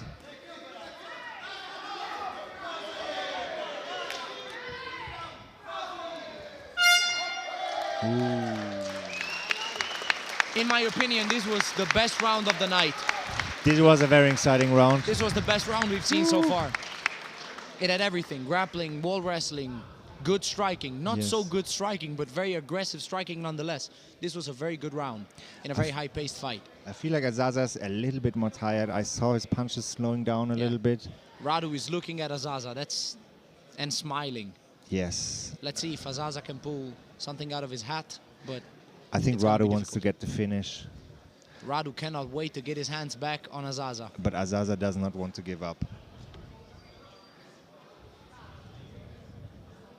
And again, the size of Radu is impressive in his upper body. I mean, this is not bodybuilding. You hate to judge a book by its cover, but we've seen him fight. He's a wrestler, and all that strength, I think, comes handy in the grappling exchanges. Yeah, and he has done pretty well in the stand-up for a wrestler. I agree. So let's see what happens next. Azaza's corner trying to spur him on. That right hand is fast and is getting through, but it's not accurate. It's landing on the shoulder, on the chest. Heavy right hand by Radu. Radu landing some shots now. Ooh, that was a big counter. Yeah, and that was a good read too on the naked low kick. Azaza did not set the low kick up, and Radu was able to read it. But Azaza is still throwing. He's not giving up. Azaza's still in the fight. And most impressively, he's not taking step backs. He's not Keep throwing going this right backwards. hand. Radu's corner told him that his opponent is tired and can't do anything anymore.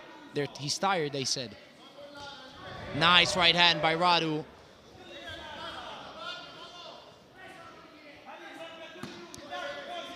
I can't understand whether I'm more impressed by Radu's pressure or by Azaza's durability. Azaza took some heavy shots and is still swinging. He's actually not swinging, he's throwing nice shots. Nice low kicks, nice straight shots. Yeah. It's just that Radu is way fresher. Yes, Radu's stalking him a little bit now. Nice overhand by Azaza. Pressing him in against the cage, even moving the cage a little bit. That tells you all you need to know about these two guys' physical strength. Let's see what Radu can do with Looks Azaza like on the cage. I Radu think with the Azaza is takedown. trying to lock in a guillotine. Radu popped his head out.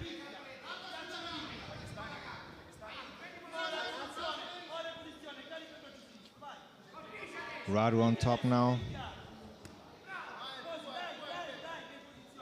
Pressing his head down.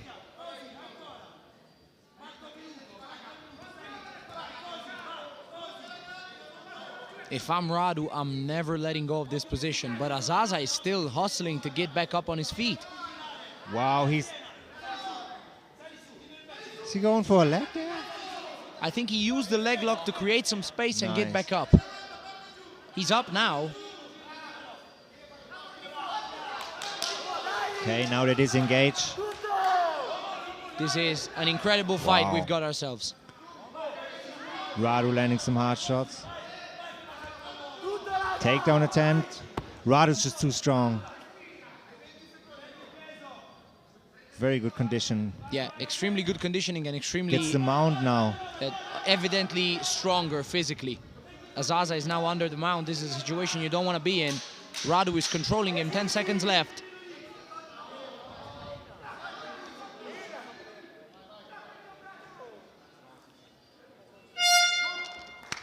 Amazing Incredible fight. fight. Standing ovation worthy. There's not a single person not clapping in the room right now. Let's see how the judges scored this fight.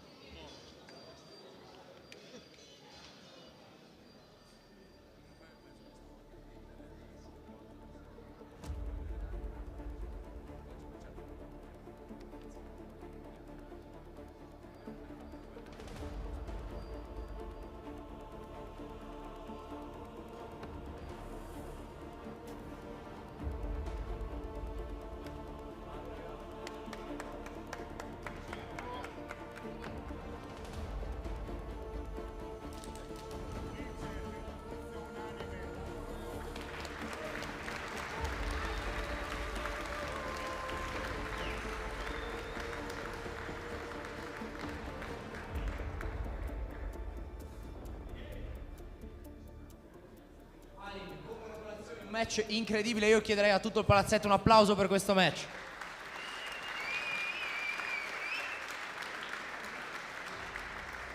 Quanto è stato difficile gestire questi 3 round e resistere allo striking del tuo avversario? Ma, cioè, abbastanza, ma non troppo. Come ti sei sentito durante il match? Bene, bene, bene, ho cercato di... come dire, di gestire un attimo appunto l'energia e tutto, però meno male è andata bene, cioè più o meno come mi aspettavo in verità. È andato come l'avevi programmato, il tuo angolo ti ha dovuto riaddrizzare con la strategia durante i round? Sì, abbastanza, ringrazio tutti, è un bellissimo evento a cui mi fa tantissimo piacere di aver partecipato e grazie a tutti. Vuoi dire 2 parole al tuo avversario dopo un match così? Oh, molto bravo, molto bravo. Signore e signori, un applauso ad Alin Radu.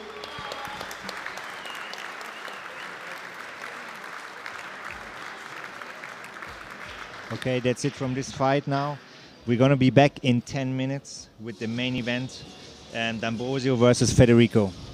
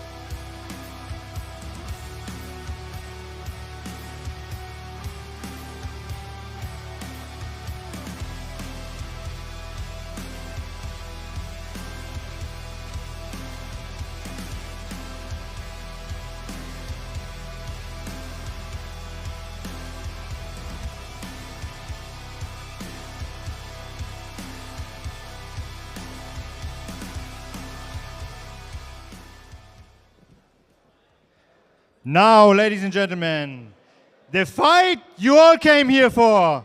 Sponsored by Sea of Green Italy, the main event of Lutador dell Edition 11. D'Ambrosio versus Federico. Introducing first, fighting out of the blue corner from Milan, Italy, representing Francesco top team. Give it up for Carlo Perseo D'Ambrosio.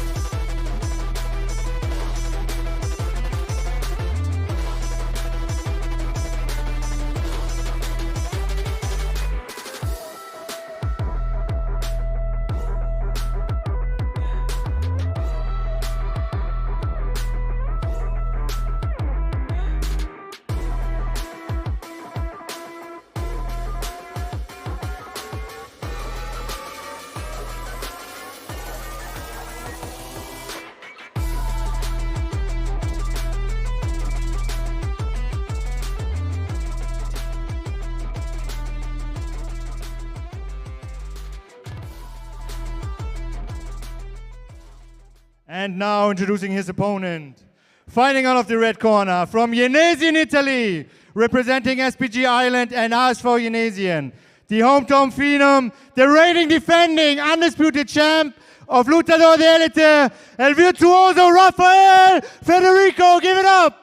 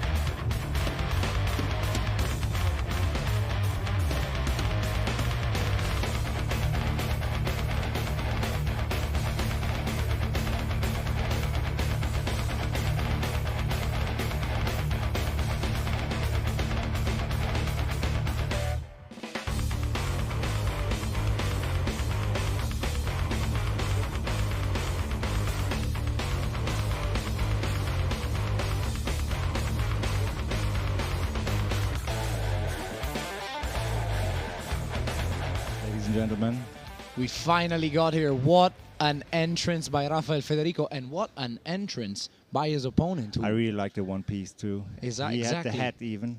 One piece themed opponent. He also hit the gear second pose for those fellow listeners who know what I'm talking about. D'Ambrosio versus Federico, let's go. D'Ambrosio hits the gear second pose again. Federico watching his corner and now ready to go. I'd like to mention D'Ambrosio accepted this fight on a 2 weeks notice to come in here against the local hero. Let's see how he does tonight. Raphael Federico has a extended amateur background.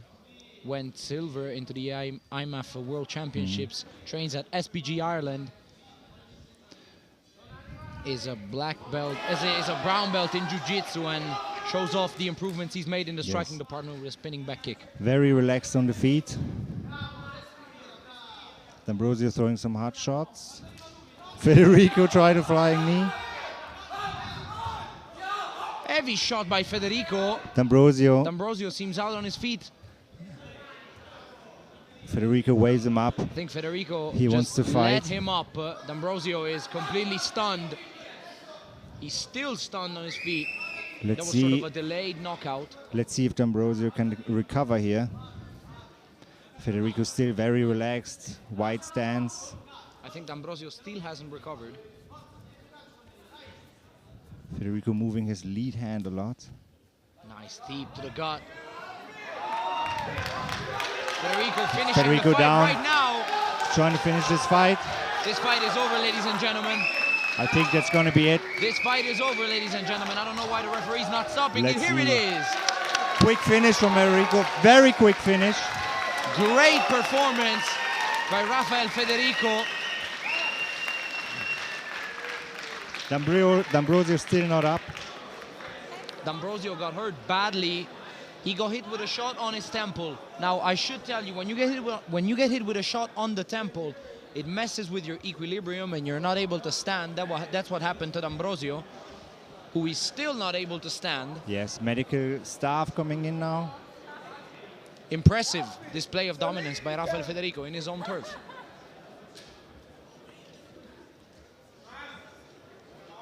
So let's hear it from the post-fight interview soon from the reigning champ and winner tonight, Raphael Federico.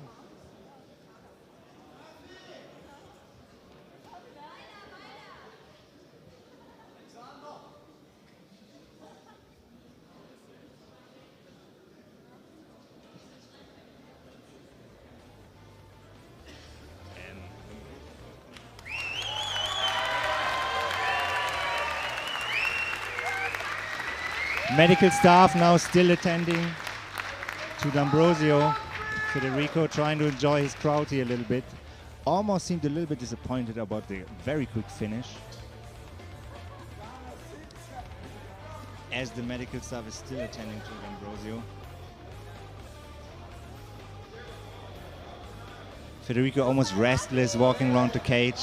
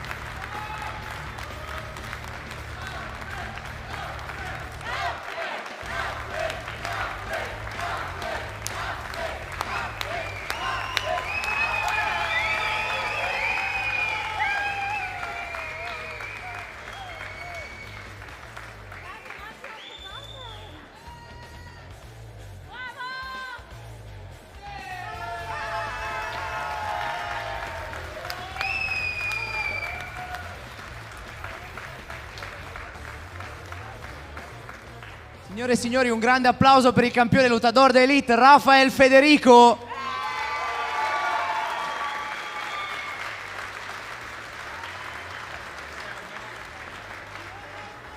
Raphael, match breve ma perfetto, hai fatto male al tuo avversario con un colpo sulla tempia, da lì è stato tutto una formalità. Come ti sei sentito durante questo match? Insieme skills! Let's go fucking party! Volevo dire che lo dico in inglese così capiscono tutti. I have to say something serious. There's a lot of fucking pussies in this sport. I tried to fight. I don't know how many guys they all pulled out. All I can say is that this guy is not a pussy. He's the only one that showed up today. So respect to him. Respect to Carlo Perseo D'Ambrosio.